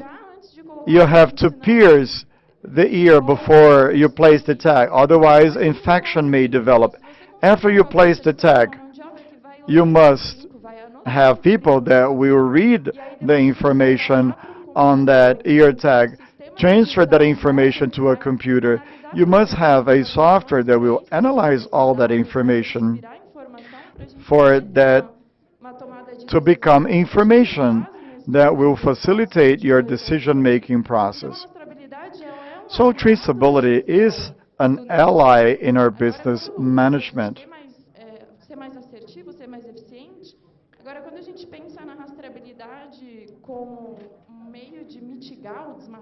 When we think of traceability as a way to mitigate deforestation, it must involve the whole supply chain in cattle production. So you have to consider the feedlot operations, and you have to consider the finishing as stage as well. So if we have traceability only in the finishing of those cows, this is never going to have an interference in the whole sector. So we need to focus on the supply. We need to focus on the merchandise, which comes from the very cow-calves producers. They are the majority, small and medium-sized holders, by the way. And then they are going to sell the merchandise, which is the cow-calf, and so they don't benefit from the traceability, which gives them information and data about the animal to improve their decision-making process. They do not benefit from that. They don't benefit from the 2 extra BRL that we receive on our garments, and it's the same 2 BRL since traceability exists. So since the arroba was half as much what it is today, it's 2 BRL, and that was not adjusted on any index, on any inflation, so it's still the same 2 BRL, only for the finishing side. So we do our tracing, and this is a reality from my grandfather's farm, who was unable to implement this technology since the basis. It's a different generation, so they struggled with the process. They felt it was too expensive. They felt there was no payoff. So he got one of his farms, which is a finishing farm, and that farm was traced. So all the animals in finishing are traced, but this is a complete cycle farm. Until they get to the finishing stage, they are not traced, because from the farmer's perspective, which is the example that I'm giving here, it just doesn't make sense to trace all the production animals, because they're only going to have a financial incentive to the tune of 2 BRL at the end of the chain. So how come the cow-calf producers that provide the calves to all the chain, which is the majority of the producers, why are they going to trace their cow-calves? They don't have the financial incentive to do that. They don't have the information or the data to make a more assertive decision in their production. So we have to think about different means to reach out to those growers, which is what we are talking about here. So as far as traceability, we have to mind that, and we have to separate the merchandise, what is the cow-calf, from the environmental service which is being provided by the farmer. So if we are putting all of our trust on traceability, we need to give its due value, and that can be through a number of ways. But if growers today sell a cow-calf and they want to compete with non-traced cow-calves in the market, they're going to lose, because they're going to have a more expensive merchandise there. So there needs to be a decision made, to have it from the very basis when they, since they were born in the first farm, all the way through the entire productive chain. Otherwise, a bypass, so the animal has a cost. You have to implement that technology, And then when this animal is slaughtered in the meat packer, they take this ID number from that animal, and they see the entire chain behind it. Everything that went through that chain, that animal, has to be compensated for that. So there has to be a financial incentive, and it has to reach all the links of the chain, from those that produce the calves all the way to the end. So we have to do this in a traced manner, or we do a bypass, and we're going to pay that as, as an economic incentive after 4 years. Maybe this animal, had longer time or less time, depending on the system. But yeah, sorry for extending myself. No, by any measure. So I think there is one aspect that you brought to us, which is we know that there is a lot of heterogeneity on that process, and as you see, you had this experience, and it's so great that this is an experience that perpasses generations and also females, which is very important. And this is a power that Brazil has. We can really face up to these challenges. But later on, I would like you to go back to that challenge, which is heterogeneity when it comes to the producers, because you have the producers, but you also have a gigantic, you have a lot of breadth, a lot of variety in those farmers, in those producers. So let's hear it from the other side. You have the financial perspective, and somehow, some way, we have to consider the role of the sector, the industry, you know, and we have to consider the engagement of the sector and the responsibility of the industry itself. So I think there are those two dimensions, you know. And also, you also have to consider the players that disseminate the entire process. So we really have to mind the different movements in the financial sector. Absolutely. Well, first of all, it's an honor to be here in front of such a distinguished audience and such distinguished colleagues as well. Special thanks to Marfrig, who is a long-time customer, and I know they will keep me honest. They know that sustainability is part of the dialogue and the discourse of Rabobank for over 20 years, even when it was not such a hot topic. Well, the financial industry, as a provider of capital and with the capabilities we have to drive the resources, we are always considered to be agents on the shifts of the economy, and it's always used by society with this end. So today, the financial industry regulation gently invites our banks to commit themselves to the reduction of emissions in their portfolio. So, yeah, to decrease the carbon emissions in their portfolio. The activities of the bank itself generates very low emissions, obviously. So we're talking about really reducing the emissions of our clients. So that starts a journey where we have to consider the climatic risks of the bank portfolios as well. This is yet another criteria or an assessment tool for the financial market. And I'll give you a couple examples on how the regulation is moving towards that direction. So yes, we are agents in this industry. Internationally speaking, the NatBank and Alliance, which has hundreds of financial institutions and trillions of dollars in assets, has committed to monitor its transparency. But of course, financial institutions have different focus, different time frames rather. Some of them are just surfing the wave, and some of them are bolder, as it is the case with Rabobank.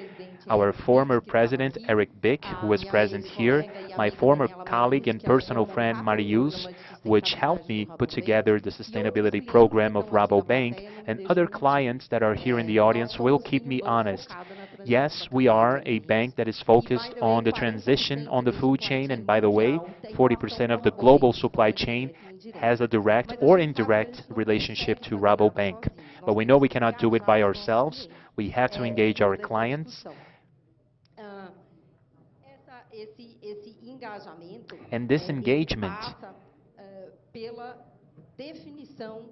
it is related to setting targets and setting commitments, and the financial industry has an obligation, which is to monitor the fulfillment of those commitments by its clients. So going back to our role, we provide capital. Capital means credit, and credit means risk.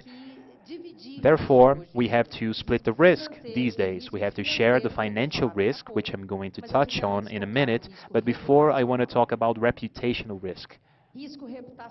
So reputational risk, yes, the financial industry has a responsibility of avoiding greenwashing and making sure, rather, that its clients or its lenders will be associated to commitments that are not necessarily significant to our goal, which is having sustainable credit and such and so on.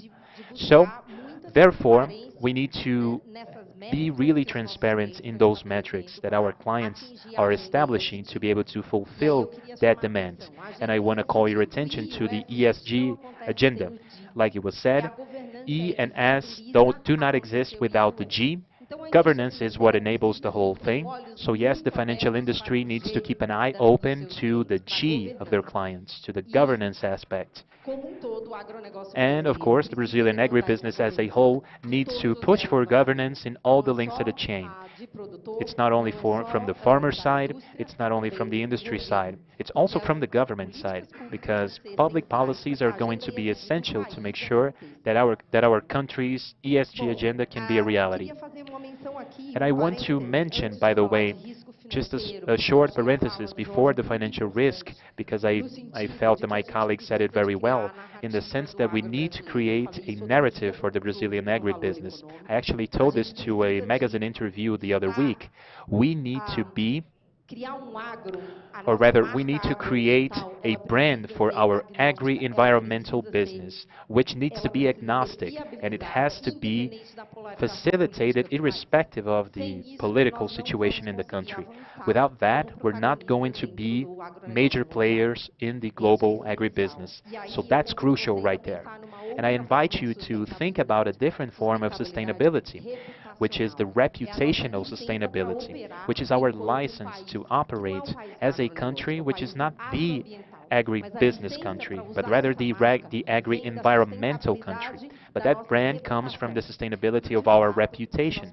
And indeed, we need to strive very hard to recover that reputation, keep it in check, and maintain it irrespective of the political situation. This is crucial. And that doesn't necessarily pertain or relate or include the financial industry, but rather, Rabobank is very much focused on the business. So we need to explain Brazil to our clients. We have a reputation to uphold. So going back to the financial risk aspect. Well, folks, financial risk, it's definitely related to the sector. It has to provide the adequate services and products. And from an agribusiness perspective, we have to understand and we have to incorporate the inherent risk of the agribusiness. Climate risk, volatility risk, the need for long-term capital, all of that has to factor in. But in order for the financial industry to offer these products and services, we cannot relinquish our profitability. And profitability in the agribusiness is very much related to yield. So that has to do with technology, new production systems, which are key for the financial industry. And we have to continue to foster investment in this sense, because without that, we don't have financial stability. And again, environmental sustainability is where everyone has their eyes on, but we have to think about environmental, social, reputational, and financial sustainabilities. And of course, besides providing the resources for the necessary investment to make sure that we can push for the ESG agenda, the other role to play from a financial perspective is to promote regulation and the development of the carbon market, because the carbon market is still taking baby steps. It's lagging behind.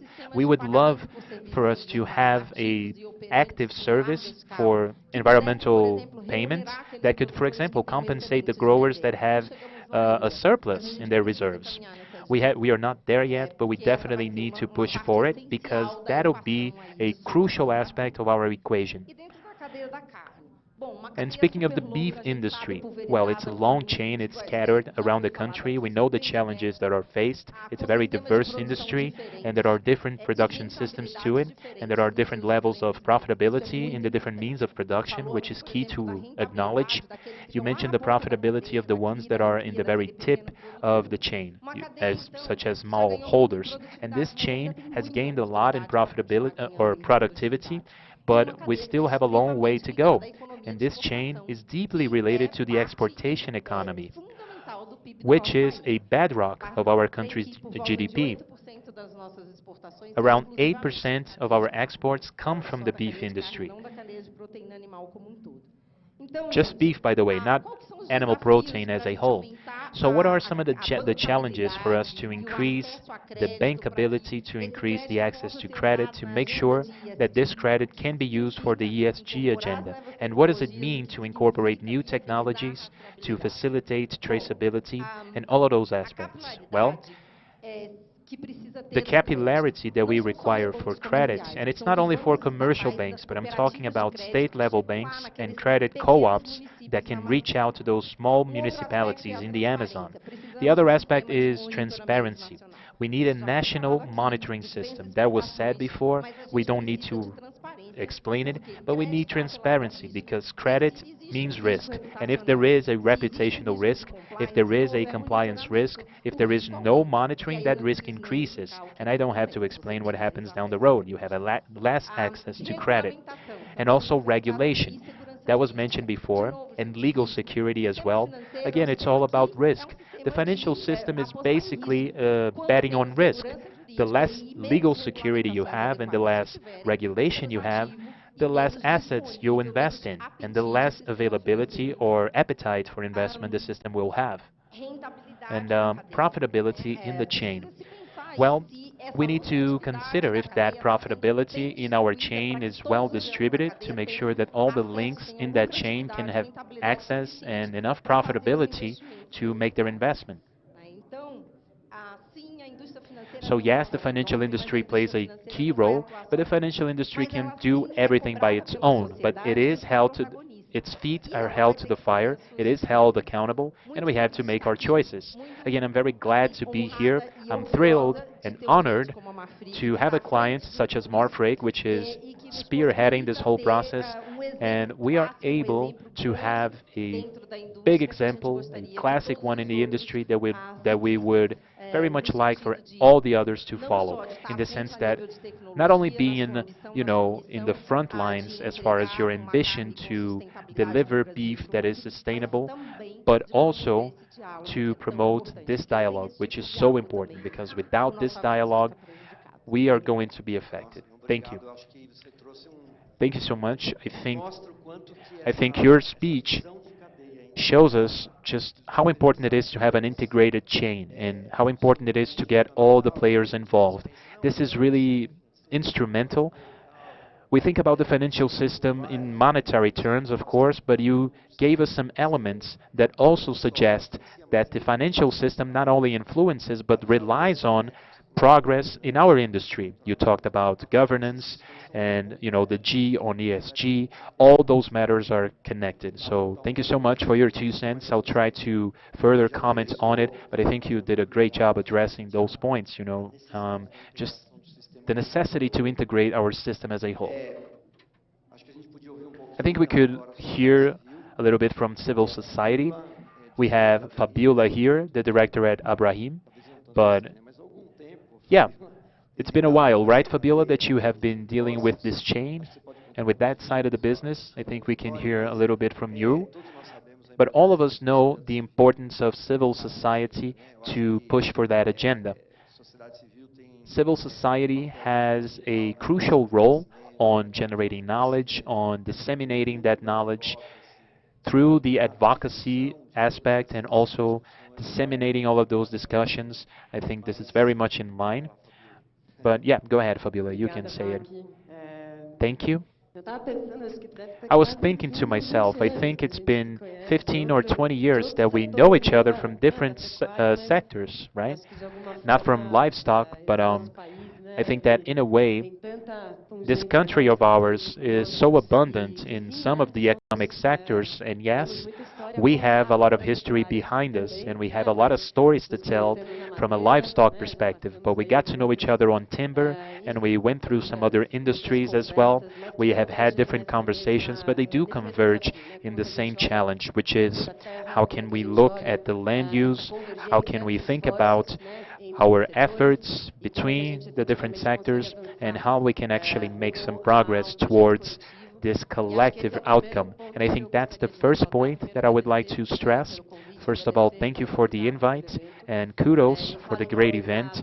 I speak on behalf of WRI, which represents the civil society, but it also very much aligned to research, and it brings science as a reference. And, that translates into impact, and that has to do with public policies, that has to do with the private sector, and that has to do with the financial sector, but especially dialogue and collective action.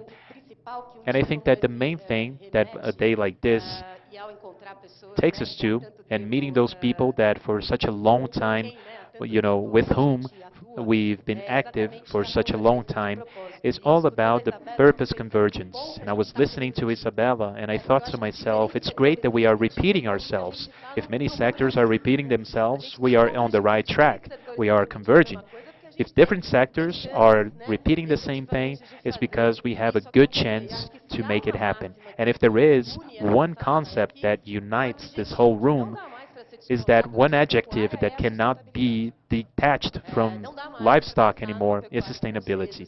We cannot think about an unsustainable livestock system. Some people think from a risk logic or risk perspective, which is legitimate. The risk is real. We don't think only about risk. No, no, by any means. I am not suggesting that. I looked at you because you spoke so eloquently about that, but I'm sure that Rabobank by far considers all the aspects and doesn't over-focus only on risk. But to my point, some people think only from a risk perspective, which is good, because what that does is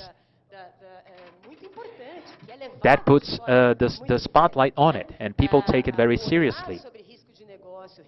The outlook on reputational risk, on the business risk, and I go one step beyond. Cattle raising and agriculture has, climate issues, and there is a risk to the business. This is a cyclical process, right? If you don't take care of your water, your business will require it, and if you have no water, your business goes down the drain. So in reality, we are talking about this perspective, but it also can mean an opportunity. So sustainable cattle raising is at the core of this new economic development model. If Brazil is the country of the future,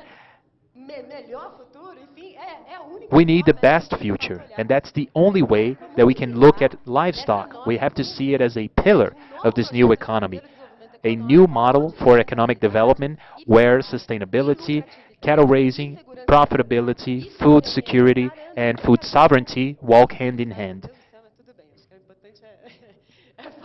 So that's what we are talking about here. I'm going to give you some data from a study, and WRI, by the way, is very focused on this new economy concept and very much in line with it, with the climate agreements, with zero deforestation, reducing inequalities, but it also has its radar focused on this perspective, which is there is no other possible future model that doesn't go through this scenario. We are not dealing with potential scenarios. We are dealing with one potential scenario. So how can we actually make this transition happen? And livestock farming is at the core of this. This is what we have to make clear.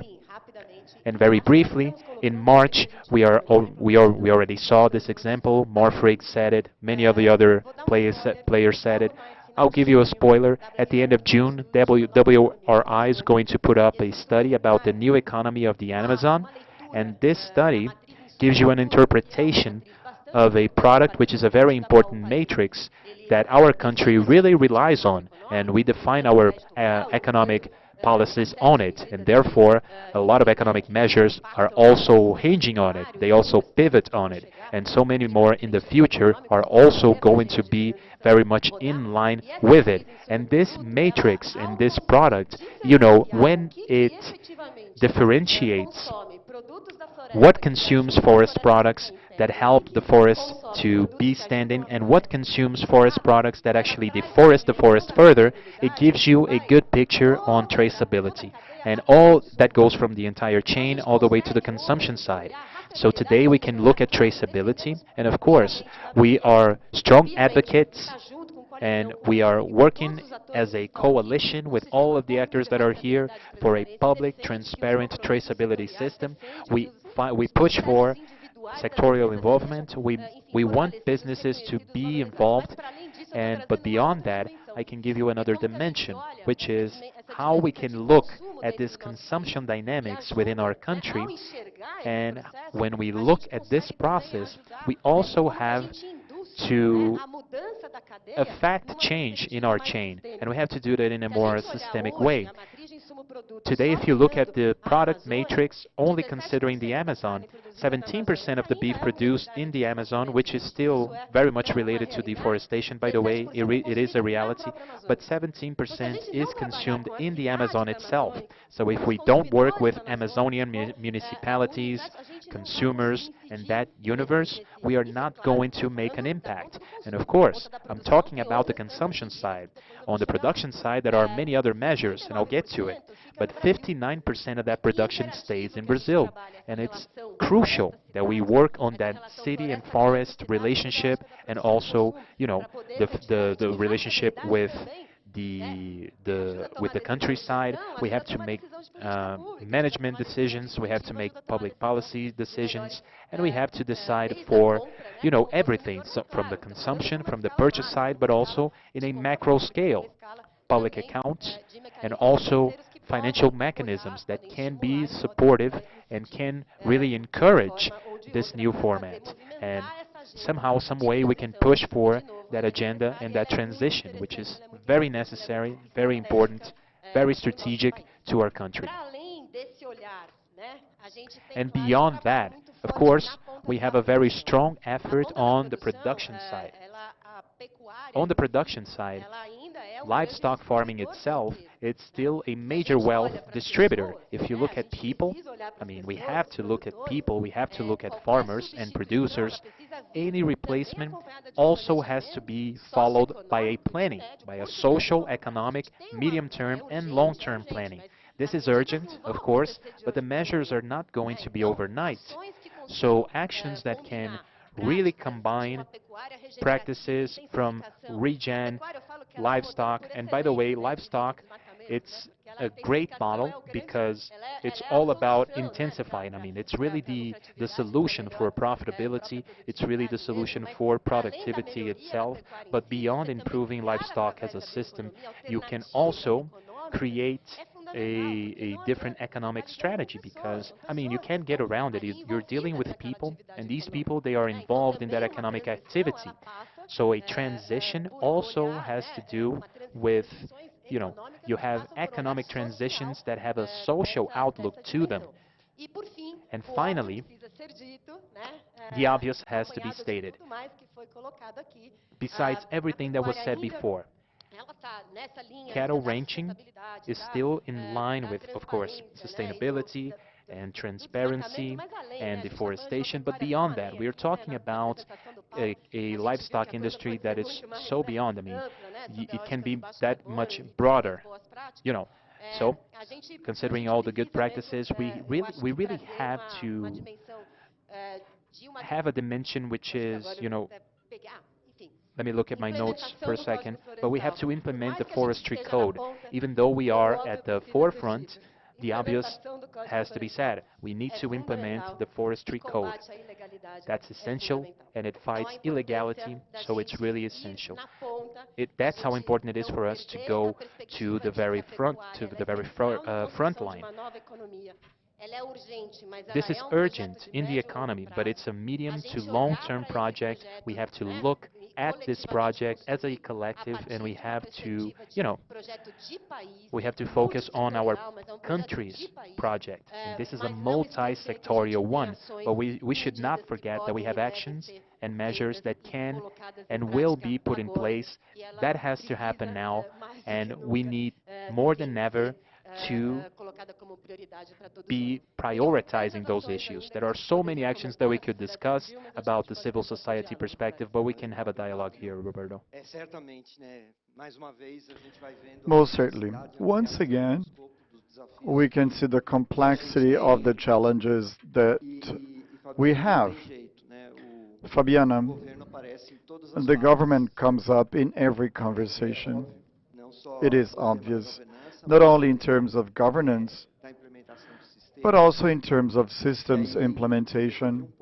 I'd like to listen to you. Fabiana is a director for the development of supply chain at the Ministry of Agriculture and Livestock. She has a long-standing experience.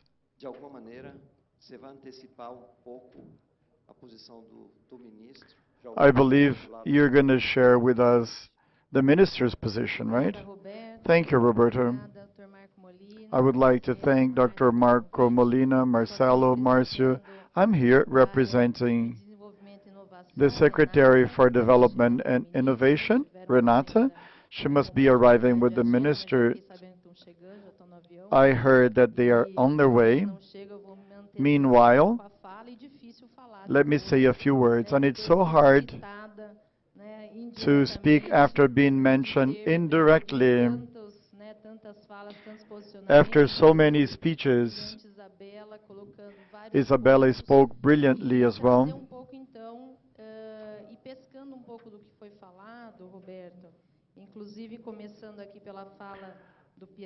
I would like to start by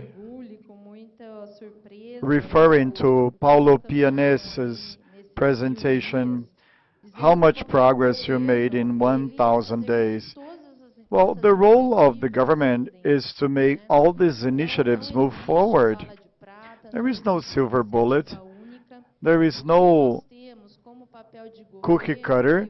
What we have as a government, as the state, and at the Ministry of Agriculture today, I'm ahead of the Department of Supply Chains.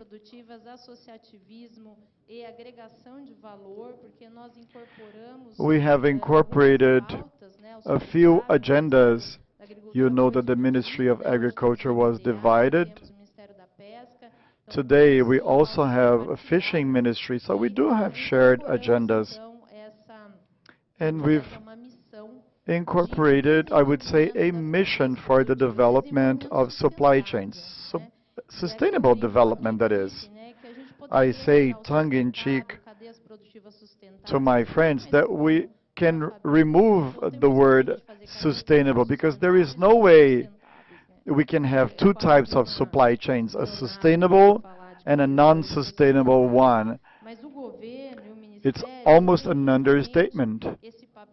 But the ministry plays that very role. We want to bring logic to the market, to the discussion. When we have a supply chain, just like the beef supply chain, with different links, with a huge level of complexity,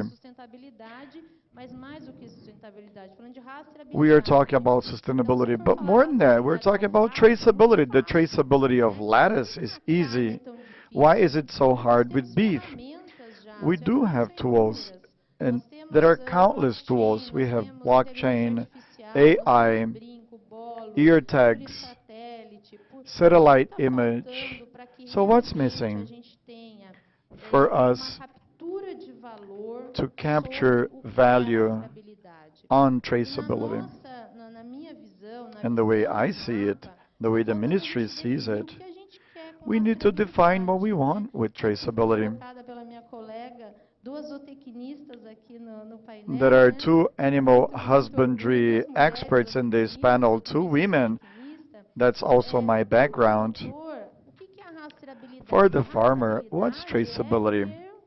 traceability is having a greater value at the product that they generated. They are producing cattle. So traceability for the company or for the company as Marfrig, for the meat packer,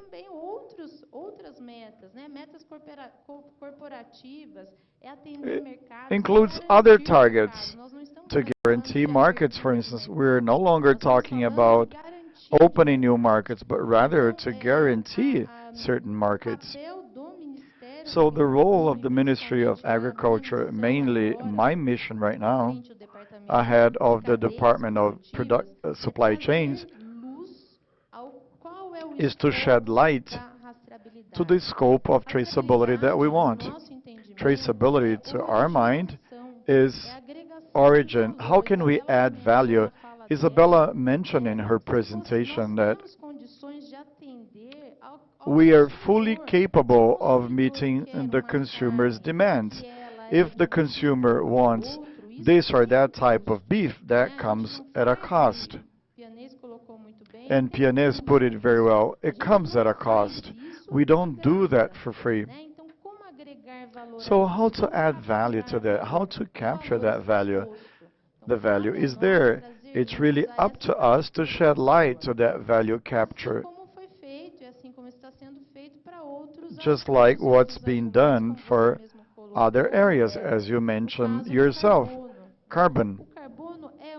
Carbon is one payment for environmental services. I won't remember off the top of my mind, but there are some 32 payments for environmental services and services to the ecosystems, standing forests, climate regulation. There are so many opportunities in order to capture value.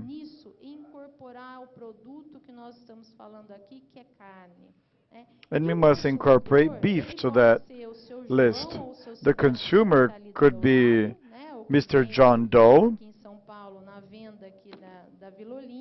that is selling in a small shop, or it could be China. To my mind, we don't have one size fits all. We must find those solutions. We must find a logic for that. And as we heard before,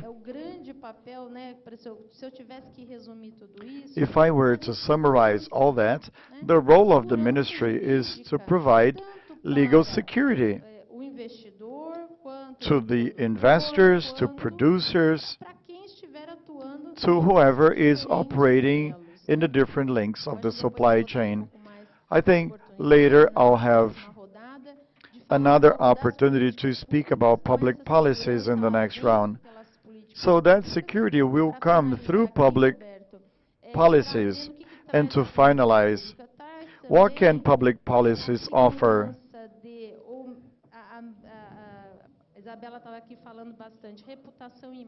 It can bring reputation and image. These are two different things. When a ministry backs a program to add value, an origination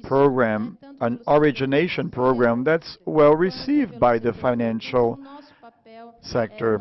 So that's our role, and we are heading towards that. At the end of the day, we want to improve our reputation, our image, and to bring legal security.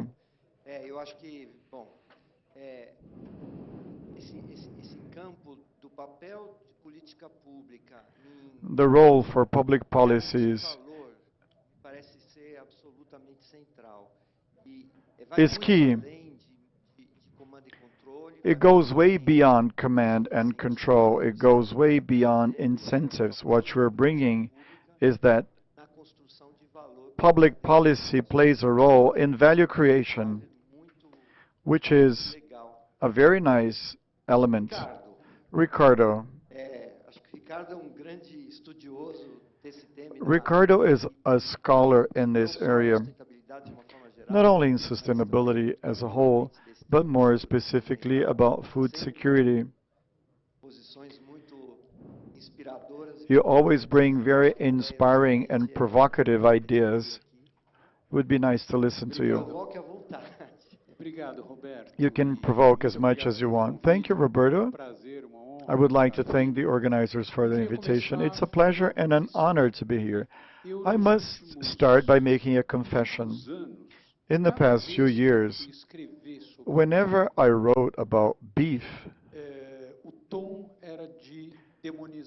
the tone was that of demonization. The meat packers were the vector of the pandemic, and that tone corresponded to what prevailed in scientific literature in that regard. I recently studied nature, food, and science, and if I were to summarize in a tweet what I was able to find, that tweet would read as follows: crop and livestock will emit 1/3 of the greenhouse gases in the world, and half of that will come from livestock. But in the past few months, studying a little more, I realized that is wrong. It's a mistake to reason that way. And it is a mistake for different reasons. I'd like to mention 4. First, that position underestimates the importance of beef in human diet.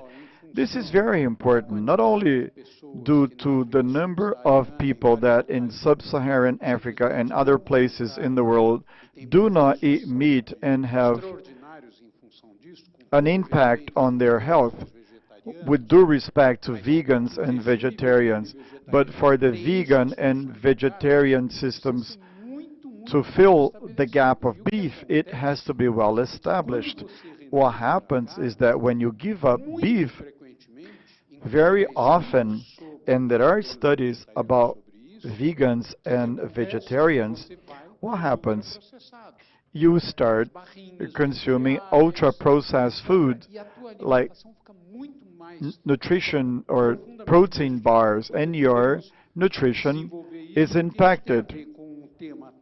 That has to do with the current topic of artificial beef.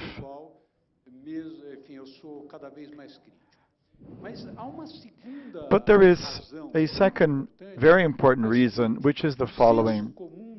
Common sense says that ruminants are energetically inefficient. Why? Because for every protein unit they produce, they need, I don't know, 16 units of calories, whereas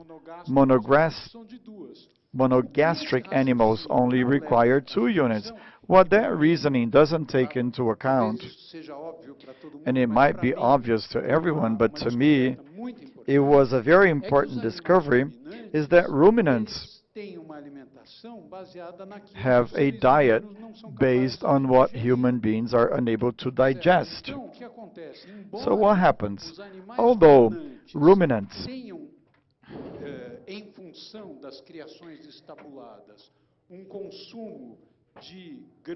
consume grains, etc., high consumption of grains, that consumption is not in Latin America. Where does that consumption take? In Europe and in the US.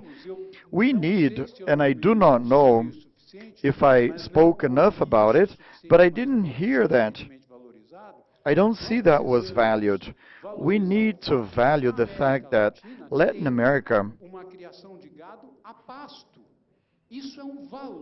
raises animals in the pasture. That's a value from the standpoint of environmental services, and therefore a value from the reputational standpoint.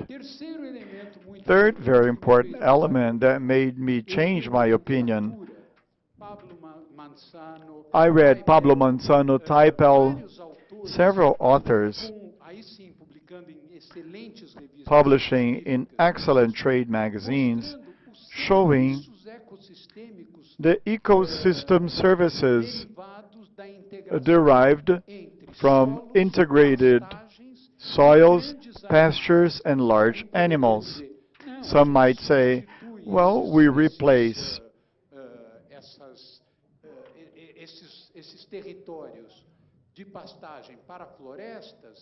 that pasture with forest, and the ecosystem services will be superior. They won't.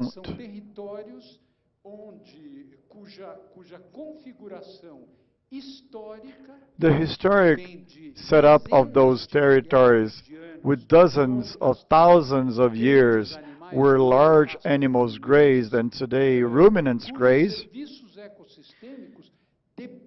and the ecosystem services depend on the integration between the soils. Pasture soils in the world retain 20% of carbon. This is a paper just published by the FAO. That's an important element. And tropical forests, obviously. Tropical forests are not natural pastures, and they were occupied by pastures because of a political decision in the Brazilian case. Come here, raise your animals. That's what the government told people. Many people say we must to eliminate cattle production from the Amazon region. Well, I interviewed people I respect who advocate the elimination of livestock production in the Amazon region. In the Amazon region, there are 96 million head of cattle. It would be a fantasy to eliminate that. What do we need to reduce the occupied area? And above all,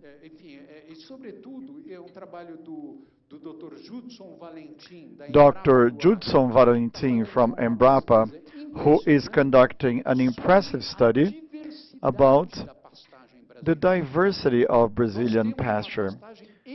We have pasture that is mainly made up of brachiaria, which is a type of grass in Brazil.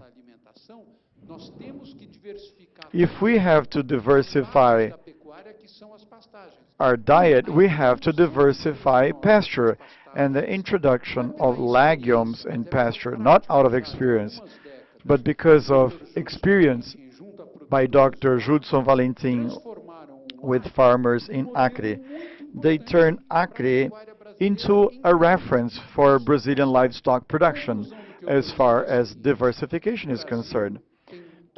To cut a long story short, Brazil has two ways to fight climate change. One is to bring deforestation to a cipher.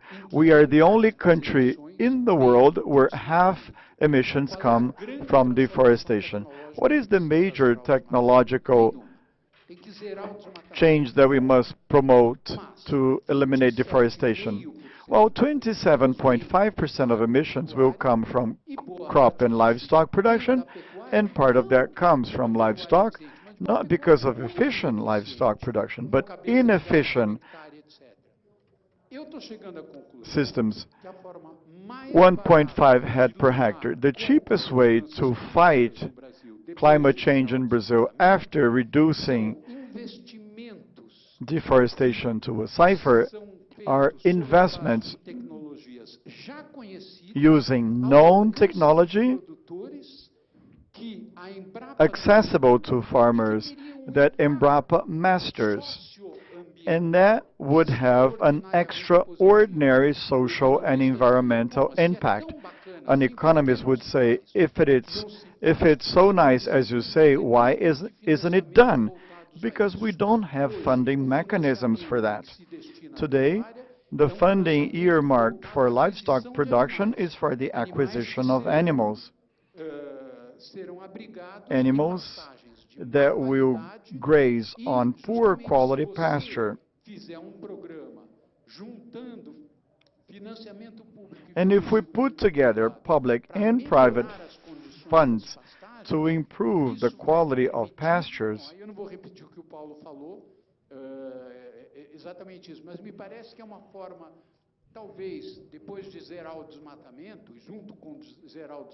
After eliminating deforestation, it would be the cheapest way for Brazil to present itself to the world as a country that can produce, regenerating biodiversity and fighting climate change. Very nice. It's a new perspective. Marfrig has a cooperation with the University of Columbia, and we have been discussing the relationship between food security, nutritional security, and different production systems. We truly need to consider that there are alternatives, and Brazil perhaps is the country in the world where different alternatives can be implemented at scale, with economic performance playing a key role in the context of food security. I would like to go back to Isabella now. Could you make a connection between the elements that were raised in what you said and international geopolitics? It will have to be a little quick because we're getting to the end of our panel. Oh, should I draw a conclusion? Okay. Thank you very much. Have a pleasant afternoon. Eu não tenho jeito. Tem que mexer com ele. Não, eu acho assim, tem talvez 3 ou 4 pontos importantes. There might be 3 or 4 important points on the table. First, há desconhecimento profundo do que nós somos, do que nós temos. The world is unaware of what we do and who we are, and we have been unable to tell our story. We have been reactive, as I said, and we react to a rhetoric of deforestation, something that we know how to do. Although the current situation of deforestation is a lot more complex than it was in the past. And that's not just a narrative of Brazilian agriculture. I'd rather put it differently, a narrative on how Brazil produces food. We must eliminate the bias.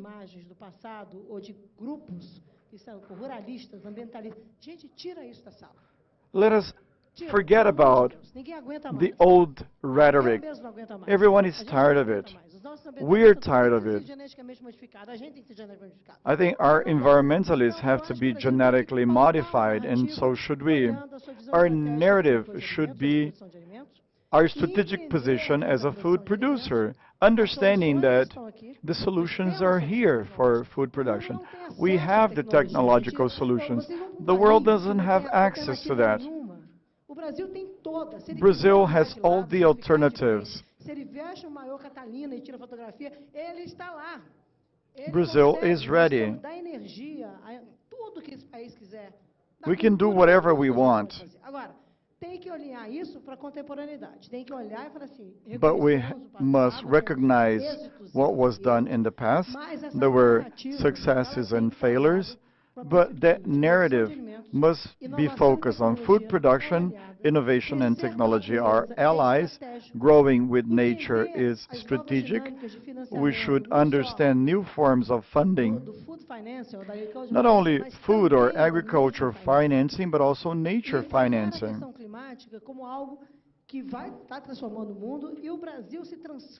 Brazil will be transformed because of climate change. A ciência é ator político, é o segundo ponto. Ator político essencial. Science is a political actor that is key in the 21st century. We play a political role. If you don't believe me, we were waiting for a vaccine for 2 years at home. There was no way out. So science must be an ally to our narrative. Science and technology. Not only traceability, but information that stems from it, the quality of information as well. how are we going to use that? I loved what was said by the farmer, Laura. She was the first one to speak. She gave us the perspective of the farmer, of the producer. Those working with public policy should be able to deal with all stakeholders, even those that deny facts. The role of the government is to create a situation where everyone feels part of it. We have to answer the questions that she asked as a farmer. If we create a decarbonized society that doesn't answer her questions,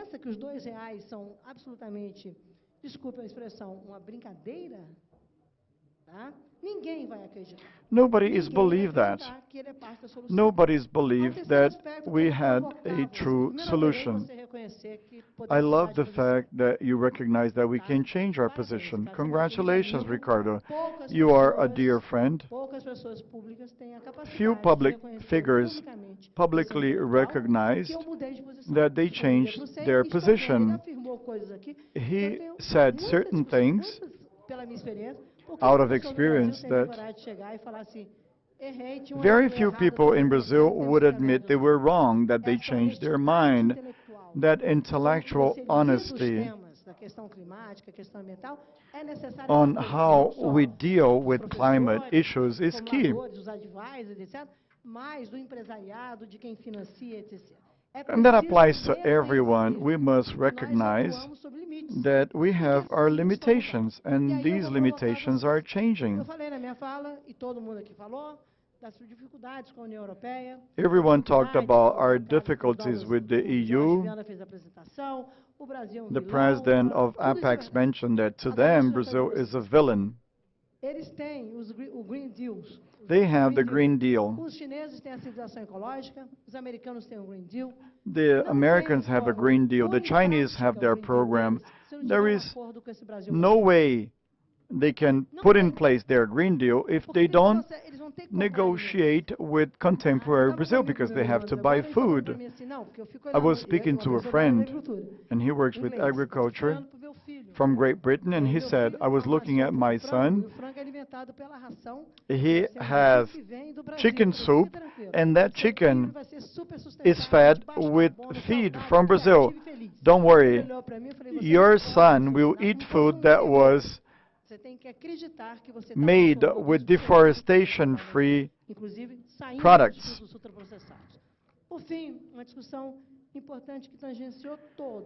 And there is a very important discussion. Brazil is a provider of solutions to do away with hunger. I know that hunger involves income.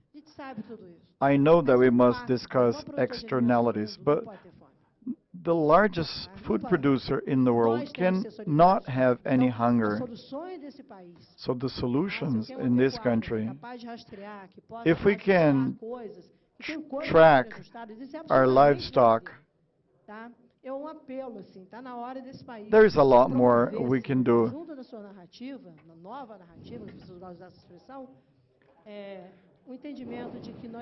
We should understand that we can call the world for an alliance of food producers and fighters of hunger. And that's not restricted to one president that might want to fight hunger. We need a society that understands its role. It's unbearable for a Brazilian to starve. And there is so much food waste in this country, as it's also intolerable to believe that the leadership lies with one or two people. Just like those that want to make exceptions, that want to punish. If we want to promote a transformation without understanding the reality, that would be impossible. We depend on a country that will transform itself. People will have to come to Brazil. We are a provider of solutions for the world to have a Green Deal. That means to say that Brazil is a country that can truly translate Green wishing, not greenwashing. Everyone wants to be green. The 50 shades of gray. There is one gray that is not surmountable, that is the green of the dollar. Let us make money in this country. Laura, I'm going back to you so we can have some further comments, but I think that, just one sec, just wanted to give you a message. The minister is on his way. He fell a little bit behind, but he really wants to put in his 2 cents. He'll be here in 20 minutes.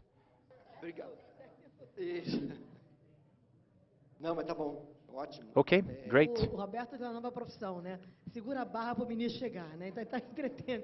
So your job is to hold it until the minister gets here, right? Yes, well, and it's quite a group that we have here. But in any event, I wanted to go back to Laura's comment, and I want to introduce one other element that we've seen, which is the farmer perspective. And I think that a great deal of what we've heard relates a sort of a dilemma, which is the accusation on the agribusiness and livestock as the big villain of deforestation. This is something that we've seen. George has commented on it. There is an international sentiment, and this is indissociable. I mean, there is such a relationship, and by the way, we cannot forget about our heterogeneity. This is something that is real. On the same token, just like Isabella said and just like Ricardo mentioned, we are an essential solution in terms of food security and nutritional security in the planet. So you have those apparent ambiguities, and just like we've heard, we don't struggle to overcome those difficulties, but there is a third element, which is a dilemma that turns into a trilemma, if we can call it that, which is the adaptation. Everything says, and the IPCC shows, that Brazil will suffer a great deal with climate change, and that suffering is going to be felt by the farmer. Farmers will probably be the greatest victims of climate change in the planet. And the last few studies show that Brazil is really at the center of the countries that are really going to suffer with climate change. So on the one hand, you have that relationship with deforestation and climate change that are related to the sector, and there is a clear importance and relevance in food security, but there is another element, which is that the farmers are going to suffer the most. There is an incentive for production. There is an incentive to change this game somehow, some way, and to be more of an active participant in this whole context of climate change. But of course, the sector is at the forefront. That cannot be overlooked. Thank you. I noticed something from a livestock farmer's perspective, from the farmers that I know, that climate change is really being perceived. It is here, and it has come really strong. In the state of Mato Grosso, we used to have 3 to 4 months of drought. Now we have 3 or 4 months of rainfall, really. And we notice that our water reserves are not filling up the way that they used to. There is a whole difficulty in continuing producing the way that we used to, because we didn't have the climate problems that we have today. And this is very much felt by everyone. And I wanted to point that out. And I want to give you a message from my mother, which I think is really in line, if we can expand on that topic. She would like to say that in the past, we were not always spot on, but in the present, we can transform our past livestock into the future livestock, which preserves the environment and that focuses on animal well-being. More importantly, we are committed to the sustainable future, and our farms want to be a role model to make sure that the ROI on livestock is possible if you focus on preservation, regenerating the environment in line with social well-being, and also you can increase productivity per area and per animal. So I believe that, that being said, with this comment of my mother, we cannot judge what happened before. We have to think about the future. So if we already perceive climate change, if that is already here, that makes us that much stronger to make a change. We are eager and we have a desire to transform things. Otherwise, we will be the most affected in the chain. Without water, we cannot produce, whether it's rainfall water, whether it's rainwater or fresh water. This is the main issue at stake here. And as an inspiration, and just like my mother said, I believe she is already using sustainable techniques for a very long time. So dividing the pastures, recovering degraded pastures, including new technologies, feedlot formats, and also working with manure. You can use a biodigester for composting. We don't have a biodigester itself, but we do very solid composting processes with good minerals according to the soil analysis we do in each area, so we can replace chemical fertilizers with composting-based fertilizers. With that, we can fight against pests, against disease. All of that are sustainability techniques, right? And we are showing our neighbors that it is possible, that you can do that, and you can do that at a higher scale at that. So if you can do it at a large scale, you definitely can do it in a small scale. With this inspiration, I just wanted to share with you one of the projects that we are putting together, and we are very enthusiastic about it. And I'll tell you, we are developing an experimental center to be able to develop a protocol for pastures management, and this is a low carbon focus that we have here for the long cycle livestock, focusing on all the stages, because we already have different technologies for the cow-calves, for stockers, for finishers. But when we think about the cow-calf stage, it's still very hard to speak about increasing the area, because there are many setbacks. But the reproductive rates of cow-calf livestock, they are crucial for us to be able to improve livestock as a whole. If we improve the productivity by animal and make sure that cows can be pregnant even younger, we can have more calves in a smaller area. So we have to look not only at the cow-calf stage, stocker, and feedlot stages, but there are other opportunities at the end of the chain. There are not a lot of opportunities for the initial links of the chain. Thank you so much. I'm getting some questions here. Our audience is submitting some questions, and I want to take this opportunity to hand it over to Fabiana. I think she has an interesting comment on the subject. And, well, first of all, what is the role of MAPA in this process in terms of transparency and giving visibility to the data? And if you can perhaps comment on the MAPA relationship with what was said before by our colleagues, and the relationship and this new interaction, especially with those issues that were pointed out. And of course, the audience can feel free to chime in. We're getting some questions in our system. Thank you, Roberto. I'm going to allow the minister to speak on that, because then the ministers can address those points. And I'll just focus on the role of MAPA and the role of SDI on that topic, how we can make that connection.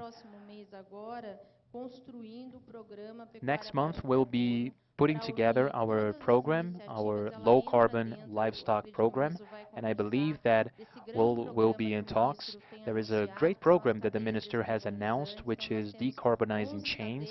We have 11 chains, plus another 2 that are priorities.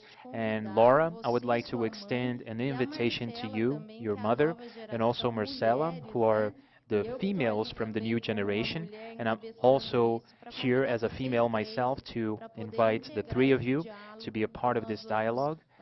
So we're going to hold a one-day event where we are going to have discussions.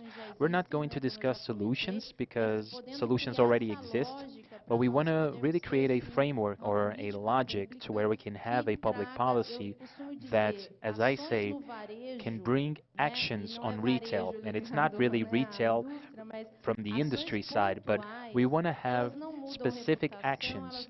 But those don't change reputation, they don't bring brand value, and this really needs to be fixed. We need to fix the situation and amend the situation with all the links of the chain. So Laura, you and your mother are invited, and Marcela, you are invited as well, for us to create this different vision with the players that are going to be there, and with that we can create a low-carbon livestock program. And with that, we can have answers to the questions, Roberto.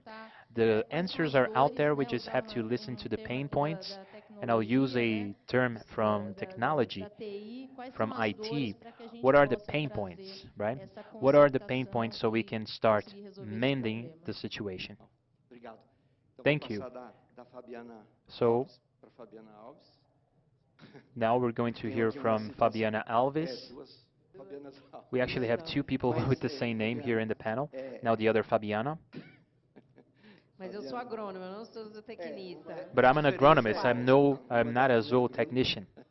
That's right. Different backgrounds here. But all jokes aside, I think there is a discussion to be had, and our audience is touching on that topic as well. So Fabiana, if you can talk about the reputational issues, what Rabobank focuses on,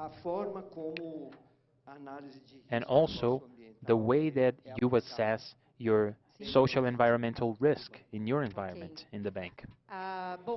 Okay, like I said, we work with social environmental risk analysis for a long time before it became a hot topic. Basicamente, nós temos aí tipo de Basically, we do an assessment to see how much each customer has, not only in terms of compliance, but also in terms of social environmental practices that we consider, besides the legislation, that we consider to be suitable, and also the commitments that these clients have in terms of their targets, in terms of incorporating the agenda in their business, and also, of course, abiding by those commitments. So all of that comprises this assessment, and each client in the bank has their own rating, which is the credit risk. This is a specific rating for those social environmental aspects, and that has happened for a long time, and actually that goes for all the farmers that we finance.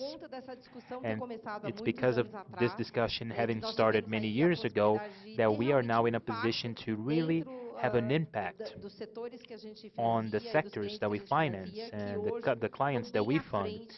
Those today are very much one step ahead in that agenda. They are incorporating low-carbon agriculture practices, regen agriculture practices, sustainable livestock practices, and we are also trying to create products and services that are adequate for that, such as blended finance, the impact funds. Now we are putting together what we call Renova Pasto, which is Portuguese for renewing pastures. It's a program to recover degraded pastures and recovering native vegetation. So, yes, the strategy for our farmers and the decisions that our farmers and that our clients make, they are deeply discussed by the bank. They go way beyond just a financial discussion. And that's how we do business. And the reputational risk, of course, comes from abiding by those commitments. Thank you. Well, there is one thing. Well, there is one thing here that we have to consider in our system. There is a comment that was made, and actually Khalil said this before, about the importance of co-op systems within this production model that we are seeing now.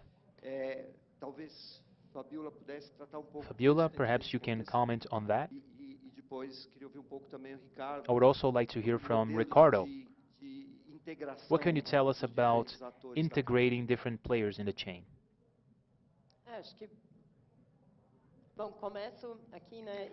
I can start. Acho que aspecto importante, ainda mais There is one important aspect, and I can hear this as I listen to those potential good practices that people are talking about in this panel, but unfortunately, they are not yet accessible for farmers. We still have a very much unequal chain, and this is no novelty, right, Roberto? One way for us to solve or mitigate this problem of inequality in our chain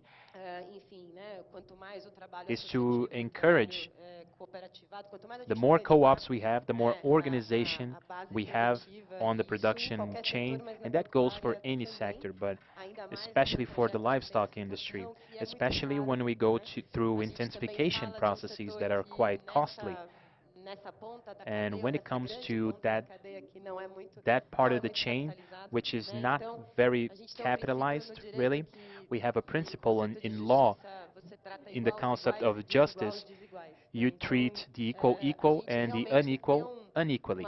So we really have to focus on that. And it's not only from a federal government perspective, but really the state level governments. We have municipal governments that have a lot of homework to do. We know a lot of experiences that are quite rich. Brazil has supported sustainable livestock for a long time, but we need to really organize the productive chain.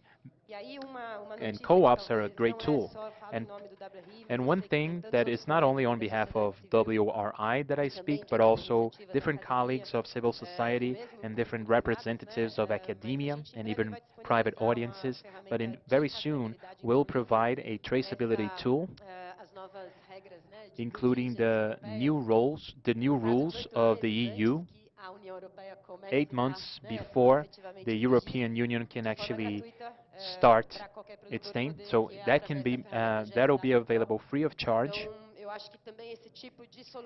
And I think that type of solution and the government, I think this is a collective effort. The more we can make this happen, I'm sure that not only will we advance on the production basis to face up to this inequality, which is much more systemic, but also I think that we can look at a land use perspective which is much more logical, and it's so necessary at this moment for us to integrate livestock farming and other co-ops, in terms of consortium, in terms of ag partnerships, but not only. And this is so necessary for us to make strides on sustainability. If I can just make a comment on it, I think that has to do with training our staff in the field. So we have to take this information to the field. Farmers recognize climate change, but a lot of times they don't understand why. And they are considered to be the main people responsible, but a lot of times it has nothing to do with them, with the majority of them anyway. We already explained how it works, but we have to take this information to our staff and we have to talk about the problems around climate change, where that comes from, and why this is happening, because everyone needs to understand why, from the staff that are out there putting tags on animals all the way to civil society. Everyone needs to understand why. What we are missing is that training, is that information, and that's where our experimental center idea comes from. We want to take training to the field. Roberto,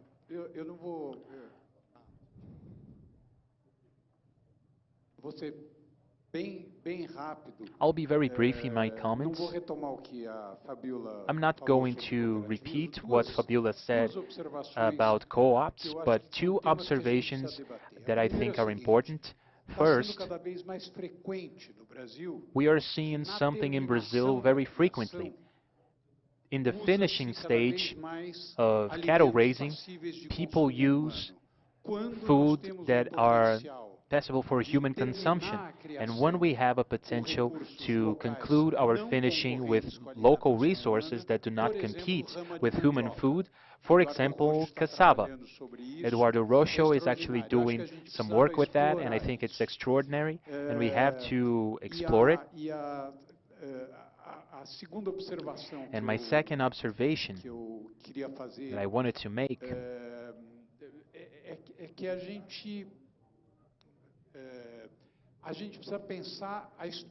is that we have to think about our trading structure as well.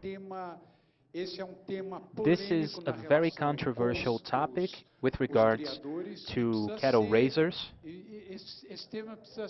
and this topic needs to be taken into account. But the most important topic is the following. When it comes to reducing the cattle raising areas, and Paulo Barreto, I don't know if he's here, but he has great studies, and it shows that you can have the same offering with 30% of the area used. But how do you do that? What does that mean in practical terms? Are you going to displace the operation? We don't really know. This is a topic of research that we have to dive into, and then the finances are really important. And I want to conclude by saying this. I look at the finances from the Amazon, and I'm very concerned with the forestry, social, biodiversity. There are hundreds of things happening. You have carbon credits, which are great, but I do not see any real reflection on the finances for that which already exists in the Amazon. It's as if the finances were focused on what it's going to exist in the future, which is great. However, I think that's a deficiency from a financial perspective, because we need to make transformations now, and then cattle raising is key. I participate on a group of discussion, and this week we presented the research from an Oxford researcher. I don't have the actual reference, but it says that there is a projection that food production will triple in the planet with half of the occupied area.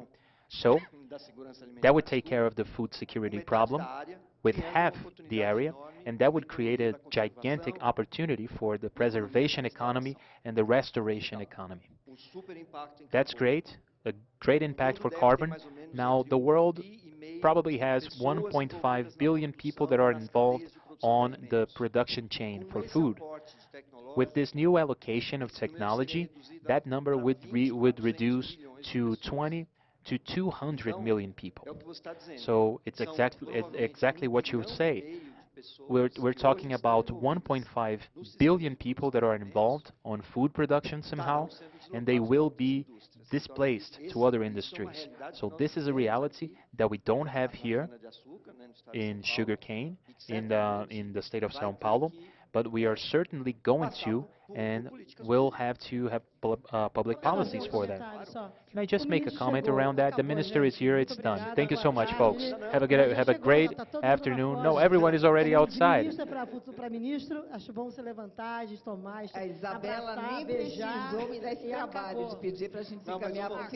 So Isabella did my job for me. She's trying to wrap it up.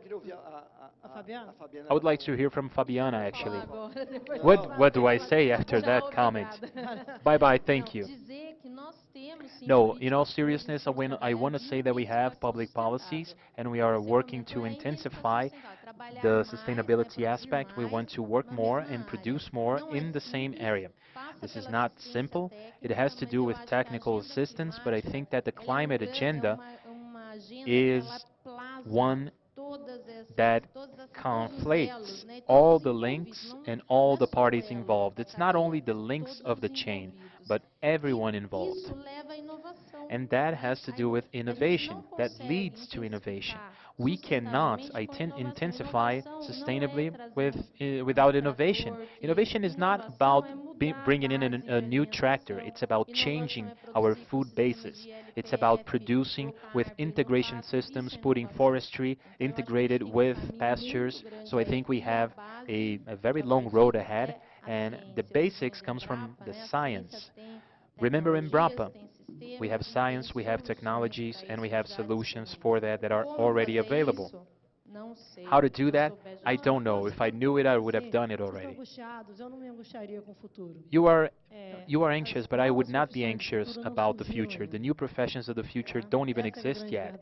That's the truth.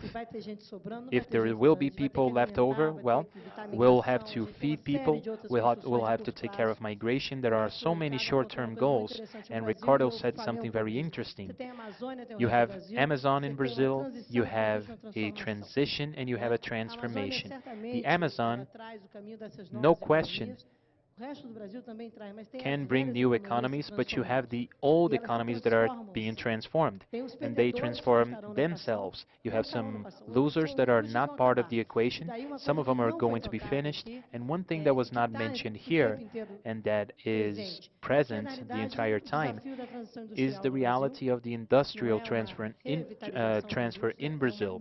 It's not a revitalization, it's a new industry, and all countries in the world that go towards green, they have an industrial basis as the transformation basis. So Brazil needs to understand that. We are talking about everything and the livestock industry, but we are talking about the industry as a whole.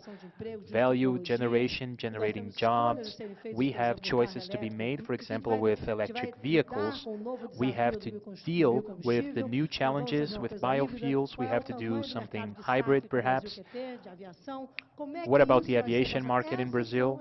I mean, these are today's decisions that we have to make so we can have new professions in the future.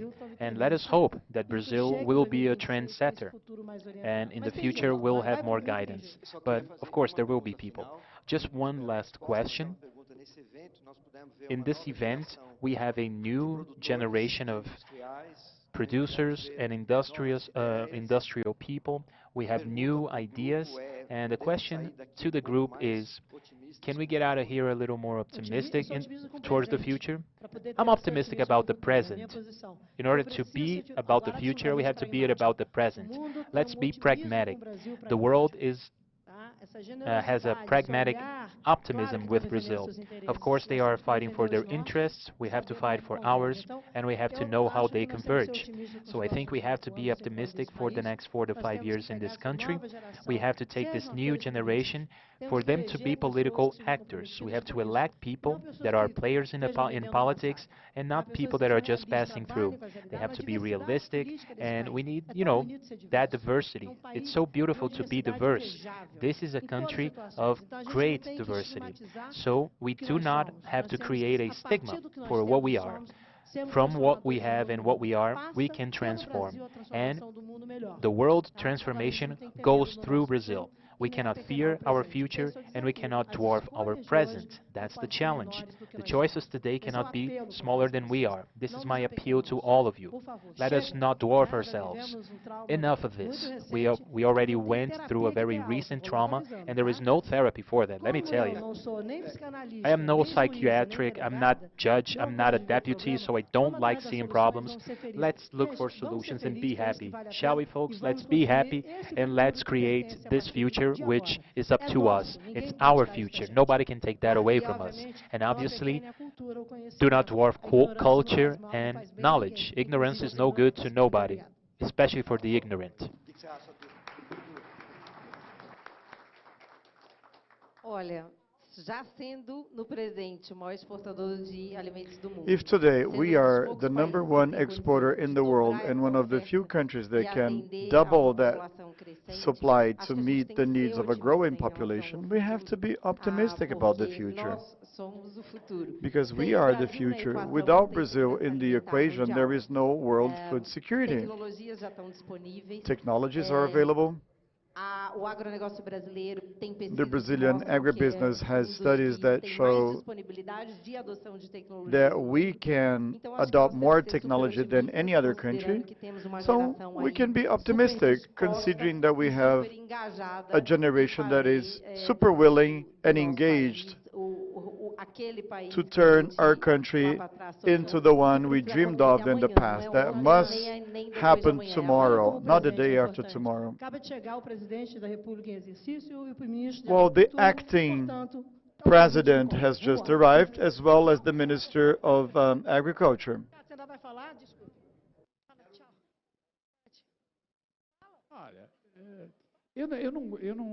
Eu francamente não gosto dessa história de otimismo ou pessimismo. I don't like to discuss optimism or pessimism. Mas depois do que a gente viveu, After what we eu acho lived, que as possibilidades, tanto no plano da reflexão, como sobretudo no plano da ação, the possibilities, both in theoretical and in practical terms, however confused the situation might be. Saímos do terror para entrar no caos.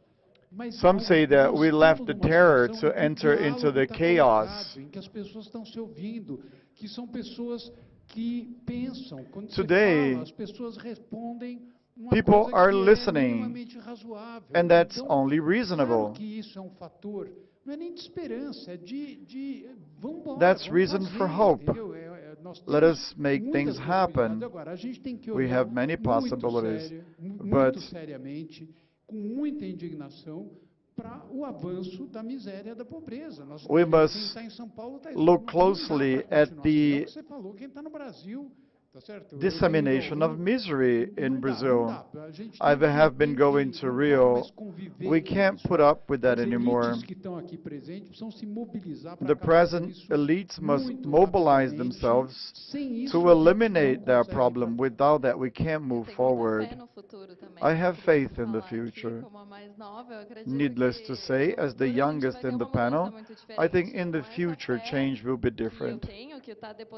This is the faith that I have, and I hope I can tell my grandchildren that in the past, livestock production was the villain as the one causing deforestation. And I hope they will no longer see that. I hope we can turn livestock production into carbon negative livestock production. It might be way too early to talk about it, but it is and it can be carbon negative. It will bring more biodiversity to our pastures. It will bring regeneration, social well-being, social inclusion. The future will have all that.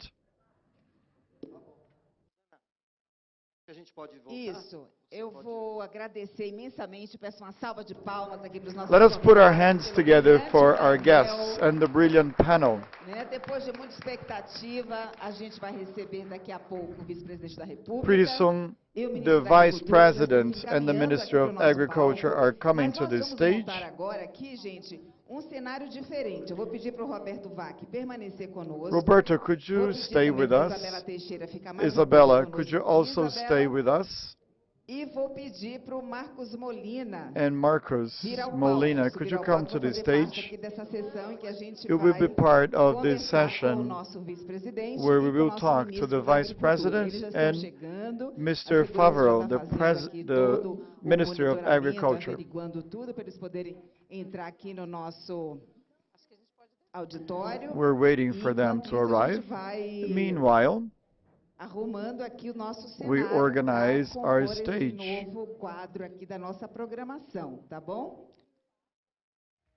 Vocês têm... Eu sei que vocês são amigos de longa data, adoram confraternizar, mas vamos já nos encaminhar I aqui know you have been pra friends gente for a poder long fazer time, o but let us nosso take our Pode seats. tentar escolher um lugar aqui. O VAC, a Isabela. Onde VAC, que está o Isabela. Marcos Molina? Where's Marcus? Está lá fora, daqui a pouco ele vem. O Pianês Outside. sinalizou que ele vai receber ali o nosso vice-presidente, o ministro da Agricultura, está ali fora, na entrada do nosso evento. The pra gente minister dar is início a outside. essa sessão aqui com He will os come in dois. momentarily. Estão chegando, houve um atraso no voo.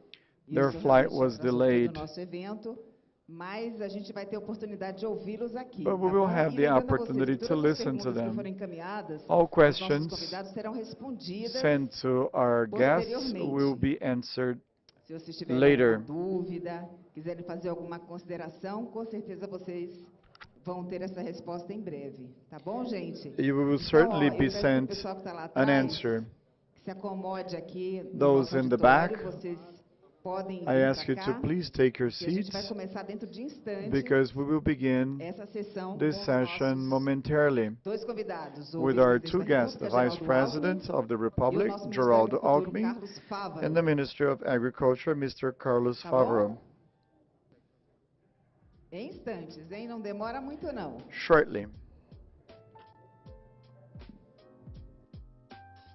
Isso. Olha, enquanto eles não adentram aqui o nosso auditório, While we wait, eu vou passar a palavra para o Roberto Vac. I'll turn it over to Roberto Vac. Vou sentar aqui do lado. Afinal, a gente tem que ir improvisando, né? Não pode deixar lacuna. We must improvise while we wait. Como é que tem sido para você? Como é que foi essa experiência de estar aqui, Vac? Para a gente disseminar todos esses conceitos. What it's been like for you to be here this afternoon, showing Brazilians and the international community how we're doing. I think one of the most important things we saw here was the recognition of our heterogeneity in agribusiness. By doing that, we should be aware that we have the necessary knowledge in this heterogeneous group to find an answer. I think our technological potential is clear. Our potential to coordinate the existing supply chains in Brazil. Marfrig is a company that is a leader in this sector, and there is the political will to disseminate all that knowledge to the rest of the country, sharing that knowledge. Marfrig has tried to expand that knowledge. Obviously, this experience is made of successes and failures, but the whole sector must consider that heterogeneity. I'm optimistic as well. When Paula was speaking about her grandfather and her mother, and how marveled you were to see that lady representing a very young generation committed with the ESG agenda. Marcela started the event by talking about the commitment Marfrig has. Isabella, since you are enthusiastic about the new generation, do you think they're going to be decisive to fight climate change? I think they already are. There is a super interesting discussion, which is the following. The problem was detected last century. A political agreement was reached last century. But then we fast forward. Nobody reduced emissions. The Kyoto Protocol and Copenhagen failed.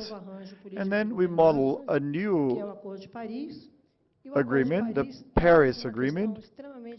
And the Paris Agreement brings something interesting. Competitiveness, geopolitically speaking, about the decarbonization of economies.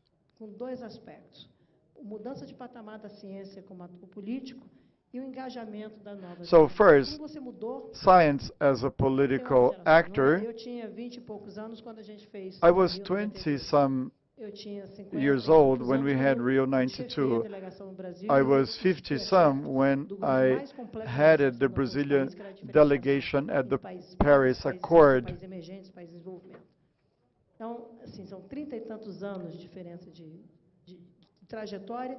30-some years went by. The new generation is completely different. First, they are a lot more well-informed. Access to information and data is clear through their cell phone. They can connect to the world.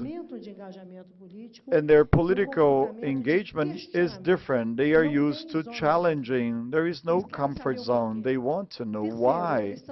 Third,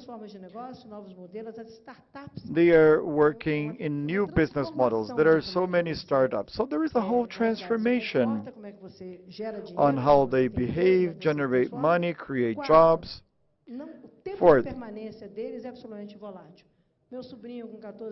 My nephew at 14 asked me, how could you work in the same place for 35 years? But that was my generation. To this generation, that doesn't exist. My niece, rather, even wearing the business hat, she will change careers many times. The relationship with the job is a lot more important than their wages.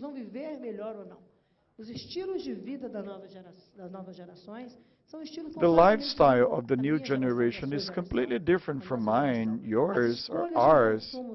Consumption choices are different. That's very interesting. Consumption choices are different. That can be measured.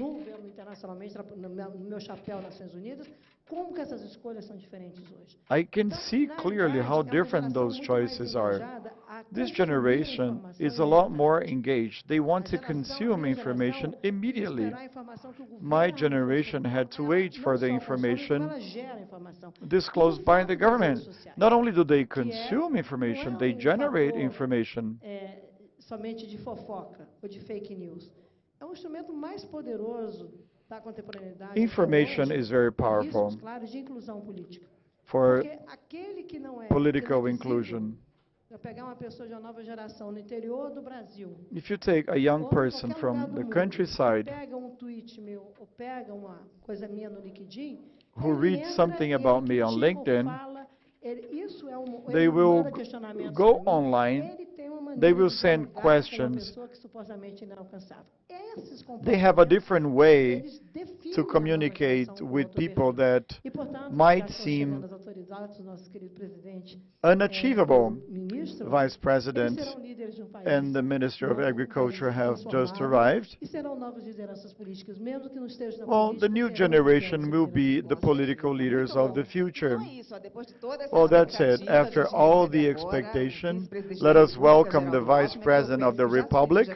Would you come to the stage, Mr. Vice President?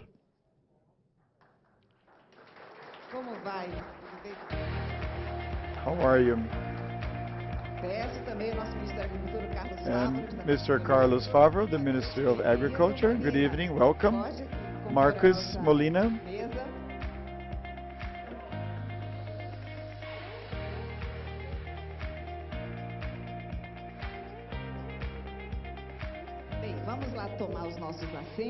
Let us take our seats. Pode ficar à vontade, Isabela. Vocês podem ficar aqui, olha, nós temos assento para todos os convidados. We have seats for everyone, right? We do have microphones as well.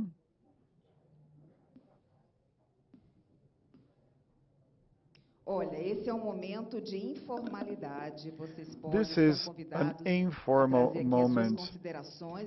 I would like for you to share your thoughts with us. Do we have a microphone?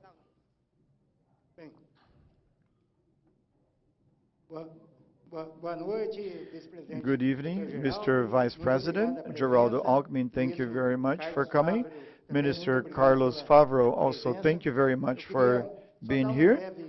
Seu Roberto, breve geral aí do dia de hoje, o que nós fizemos aqui, para dar uma geral aqui, para eles saberem Mr. Vac, could you share with them a summary of what we discussed here today? We have civil society, farmers, producers, customers, banks, the whole supply chain, in order to promote more sustainable livestock production. We also had Apex, because we need to sell our products abroad, right? Dr. Roberto Wack, the coordinator of our Sustainability Committee. It's a pleasure to have you with us. We began the day with a discussion involving different segments of society, producers, the financial sector, members of civil society, the academia, customers, and in the morning, we discussed what Marfrig can do to collaborate to solve the problem of sustainability and traceability in beef cattle production and to society as a whole. As a clear conclusion of the first session, we need a better connection among the different stakeholders and representatives of the sector, proposing to the government, according to the vision of this industry, what would be an interesting solution so that this proposal can be transformed into a public policy, because we want Brazil to advance in traceability. We have to consider that there are elements that can be implemented quite swiftly, because as we saw in the afternoon, many of these tools are being used already by Marfrig. So there is fruit to be reaped in the short term, and there are improvements that can be made after that. And there is a clear urgency for that process. And obviously, we count on the willingness of organizations from different sectors, especially Marfrig. Marfrig would like to collaborate with the government for this agenda to make progress. We also discussed the international scenario. We had Georgia Viano, Minister Isabella, the vision of the academia, the vision of the production side, and a very striking element in this event are the new generations with strong voice, not only Marcela Molina, but also a farmer, mentioning that this is what new generations expect from us, and Brazil has enormous opportunities in this area. Well, the main thing is that livestock farming and sustainability have to walk hand in hand. These are two complementary activities without question, and we cannot afford to wait any longer to make sure we get the word out so we can push the quality of the Brazilian potential. We have to let it be known. Today I was mentioning that Uruguay has full traceability and they have a premium over the Brazilian beef. And Brazilian beef today has the green potential of having a premium over any beef in the world. But we don't have any more time to wait. We have to work together, and we have to connect all the links of the chain to make sure we can make it happen this year. I am only going to make one comment to my colleagues here. What we saw here today is a very diverse range of conversation, and we don't only discuss the solution for the industry, but also for livestock itself, and I include leather in it. I'm sure the minister understands this quite well. We have to also include the protein industry, of which Brazil is a key player in the world stage. So our beef is going to get decarbonized, so to say, and we have to stay focused on the Brazilian industry. So considering what we discuss here as far as traceability, we have to work with the Agriculture Ministry, we have to promote bilateral agreements, even trilateral agreements, including the Trading Ministry. Those public policies are going to influence a new narrative for food production in Brazil and the world. Brazil has to offer this much, and from then on, we have an impact to harvest on our reputational risk, on our financial risk. That is going to change, and Brazil will be a solution provider for us and for the world. This is a very important value in terms of our soft power, and I echo President Lula's words, and I'm sure is in your discourse, Mr. Vice President, as well. But yeah, all the business community are up to taking on this commitment to face up to this challenge. And Minister, you, sir, have a lot of work, but you're not going to be bored. I guarantee you that.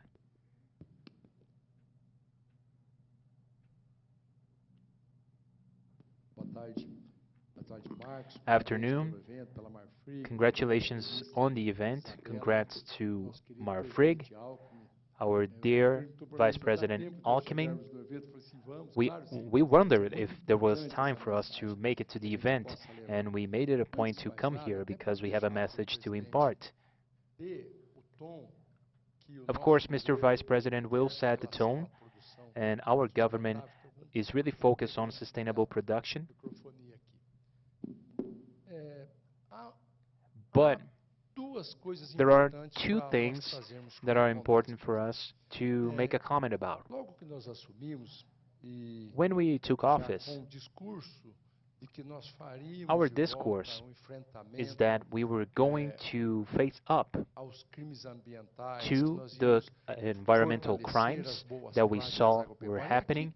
And also, at this point, I would like to mention that we have an immense majority of farmers, of livestock and cattle raisers that have great sustainability practices. One of the things that we discussed in the Ministry of Agriculture, and by the way, we arrived with all of our team of secretaries. Some of the staff made it later because they had other commitments, but we had the MAPA team with us today since the middle of the afternoon. We had Isabella. Was it Isabella? Fabiana. My apologies, Fabiana. She's right there. Well, what we notice is that although there are restrictions caused by a noisy few, I'll give you that, but, you know, that's destroying the image and the opportunity of this livestock farming, which is such a thriving business here in Brazil. But there is an opportunity. With President Lula getting into office, now Brazil has a new hope. We now can have responsible environmental policies. That was the first sign. On January 18, we announced our first international trip. We had the Green Agriculture Week in Berlin, in Germany. We had almost 70 ministers of agriculture making it to that location. And we were talking to Isabella about how to be proactive. We were talking about how Brazil could foster a connection with sustainable production, which was being overlooked. And we wanted to show we have many good practices.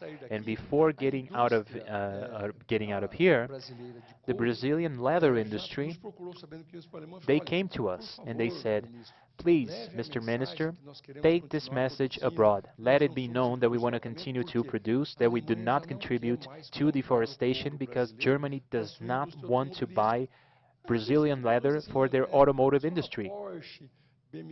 You are talking Porsche, BMW, Mercedes-Benz, you're talking about Audi, Volkswagen, and that adds value to our product, to our price building on the protein. If we lose this luxury market, Brazil is going to lose a great deal. We stand to lose a lot.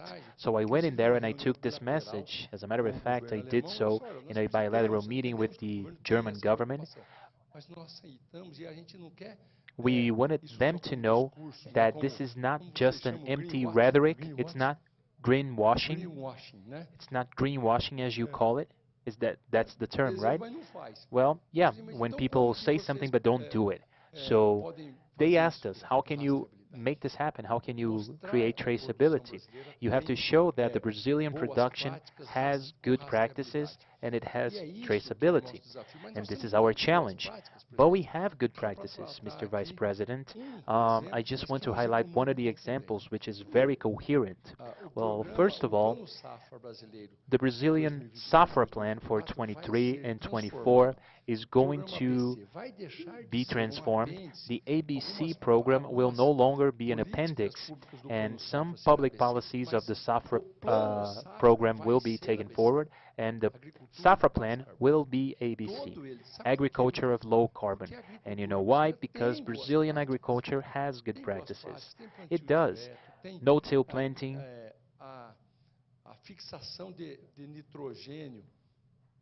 fixating nitrogen in Brazilian soybeans without using chemical products, and also that goes for corn and cotton. This is all thanks to technology. We have 2 crops on the same soil per year. So we already have a lot of good examples. We have examples with traceability, by the way. In Brazilian cotton, you can go to certain stores and you can take a picture of a piece of clothing, of a t-shirt, for example. It has a QR code, and that shows you which farm produced that, which producer actually gave the raw materials for that t-shirt. You see the picture with their families, their staff, and you see the environment where the workers work in. You see where the legal reserve is, where the preservation area is. You have the entire information, and that goes to the garment industry, that goes to the spinning mills, all the way to the stores. And so, how much does that represent? 1.7 million hectares, which is the cotton acreage in Brazil. Given the 49 million hectares that we have in our agriculture, which becomes 77 really, because we have 2 crops the same year, it sounds like not a lot, right? 1.7 million in this level of traceability, but it's not really dismal, because there is not a single cotton farmer that does not produce soybeans as well. And the same cotton farmers that produce in 1.7 million hectares, they grow 6 million hectares of soybeans, and they don't change their practices. Therefore, 6 million hectares of soybeans are extremely traceable. All you have to do is think about it. And you don't have cotton and soybean farmers that don't produce corn, which is an additional 4 million hectares of corn. So we're really talking about 12 million hectares of highly traceable Brazilian production with excellent farming practices that make sure the market can benefit from those good practices. But we don't have to start with livestock with this level of traceability, but we do have to take the first step. And I'm sure Vice President will talk about it, but our commitment is to stand shoulder to shoulder with the livestock industry, with our cattle raisers, our beef producers, by creating public policies that are demanded from you, the experts, so we can ensure traceability, market, jobs, development, and so we don't have to hear what we heard last week.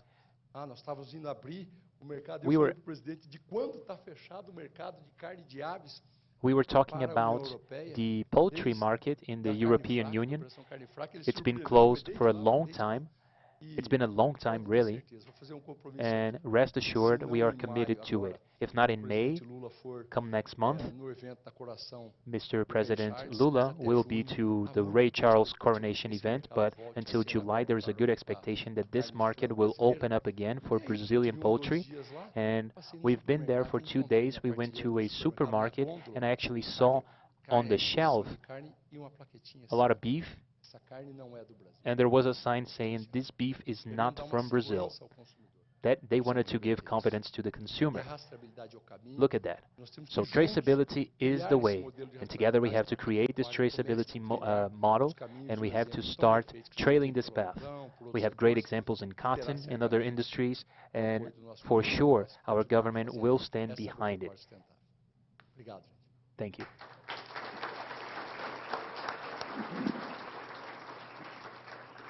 Só para aqui a informação, hoje a carne de frango está aberta para a Europa, mas desde By the way, a carne fraca, a Europa tirou o chicken is open to Europe, but they did remove Brazil from some countries, and Brazil has not been able to expand the exportation market since then. There are some restrictions in place, so for 7 years, Brazil does not have new opportunities for its chicken, and also its beef. We have not gained new ground since 2017. Good evening, ladies and gentlemen. I want to greet Marcos Molina, Minister Favreau, Minister Isabela Teixeira, Roberto. It is a joy to be here in your presence, and I want to highlight the importance of President Lula's commitment throughout his campaign.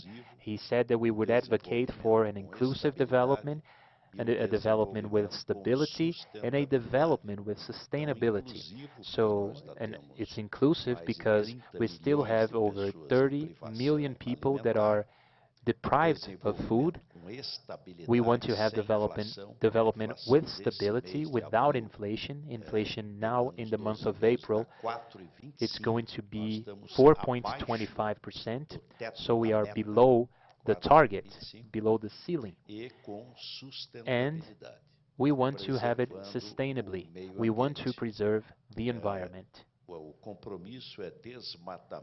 Our commitment is that we will have zero illegal deforestation. Deforestation in the Amazon is not done by agricultures. It's done by land grabbers. It's pure land grabbing due to lack of fiscalization, lack of oversight, and all the measures are being taken in the sense that we want to neutralize and fight against these illegal practices. On the other hand, we want to find an economic alternative for millions of people that live in the legal Amazon. So this week, former President Fernando Henrique built this gigantic building which is called CBA, which stands for the Center of Biotechnology in the Amazon. I actually was there, and it's idle except for 10%. They have 2 small labs. It's almost inoperant. So we were able to solve a legal problem, and we will now sign a management contract with an OS, a management contract to operate this technology center in the Amazon. We are working with the University of the Amazon and also the Institute of Technology Research from São Paulo. We are very optimistic, and we believe that we are going to take a huge leap to combine research to job creation, to wealth generation for that region, whilst preserving the environment and whilst reaping the benefits from the forest. I heard Franco's comment. The Ministry of the Industry and Commerce is working with the origin certificate. It used to be on paper, now we are turning it digital, and all the exportation from all the chicken exportation to the European Union, we had to pay 66 BRL for it. Now we are paying 0. We don't pay anything else because we've done away with the red tape, and everything is now digital, and that's cost 0. There is no cost anymore to the license to sell chicken to the UK and the European Union.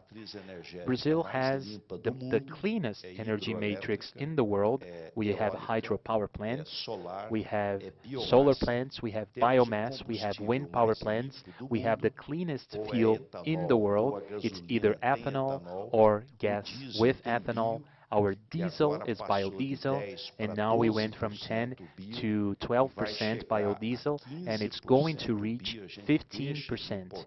So we are no longer going to import diesel from the United States, and we're going to use vegetable oil or animal fat for it. So we're going to reach 15% biodiesel, which is very important, generating jobs and wealth for the country.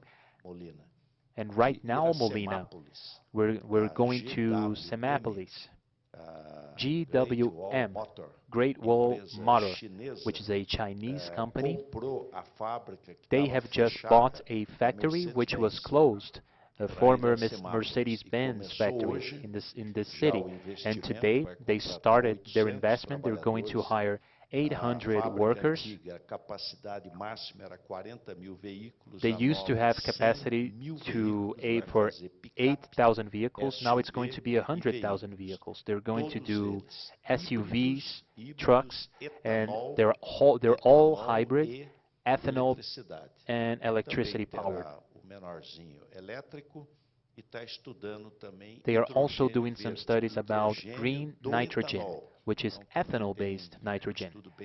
There is a study that is making great progress, and they just announced that they are going to deliver the first vehicles on May 1st next year. So we have an outstanding program to decarbonize. We have this neo-industrialization process, shall we say. We are working with renewable energies. We are decarbonizing our industry and making progress. With regards to beef Beef is protein.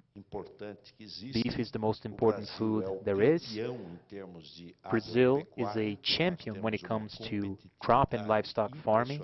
We have amazing competition vocation. We have an aspiration to be the leading producer and exporter. We need to make commercial agreements so that we do not become isolated. Our exportation requires credits. We have exportation and importation, so we need to have credit. We need a fund to back this credit up, and we have to attain our market. The world is a globalized place, but trade is still very much interregional. If you look at the European Union, 60% of their trade happens between themselves. If you look at Asia, 70% of their commerce happens between themselves. Latin America is only 26%. That's why President Lula started his tour in Argentina and Uruguay. We need to strengthen our commerce here, and we have to start with our region. So I say to you that we are fully at your service. We have been working with Minister Fabro. The Ministry of Agriculture is working alongside us, so the agribusiness can make strides, and we have a commitment to sustainability. The world depends on it. Climate change depends on 3 tropical forests: Brazilian rainforest, Indonesia, and the Republic of Congo in Africa. So it's our duty to preserve our forests and at the same time to look for alternatives, economic alternatives for that industry. And we have a legislation which is spectacular, which is the Forestry Code. It has to be enforced, but this is an extremely advanced and modern legislation, and the Brazilian government is committed. Brazil wants to be the key player on fighting against climate change.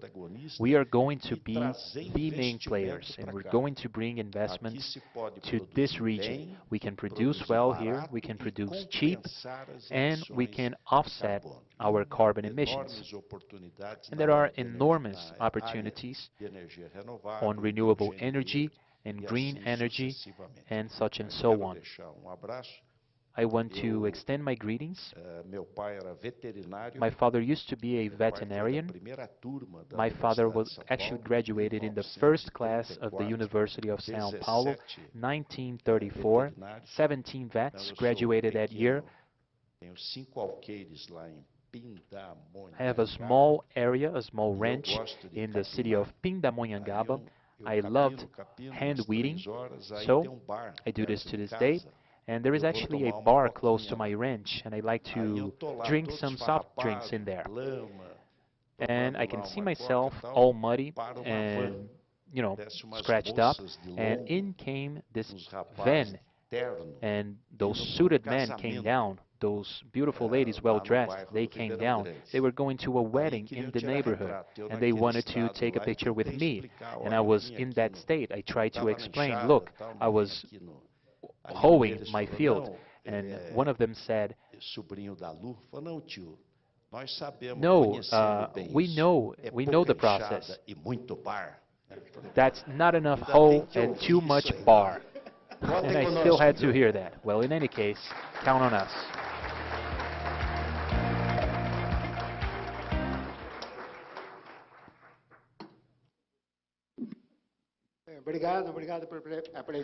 Thank you very much for joining us today. So today, let us build a more sustainable livestock production. Thank you all for participating in our panel. I hope you have a pleasant evening. This concludes our event. And such a change cannot be done alone. We need civil society and companies working together Only by doing that can we build a more responsible and truly sustainable supply chain for our planet. In the past 1,000 days since the Verde program was created, Marfrig showed that it is possible to produce respecting the environment. These practices significantly contribute to a promising future. I want to thank everyone participating in this commitment. Let us hope we remain together, increasingly engaged to build a better future for all. Thank you all very much and hope to see you soon.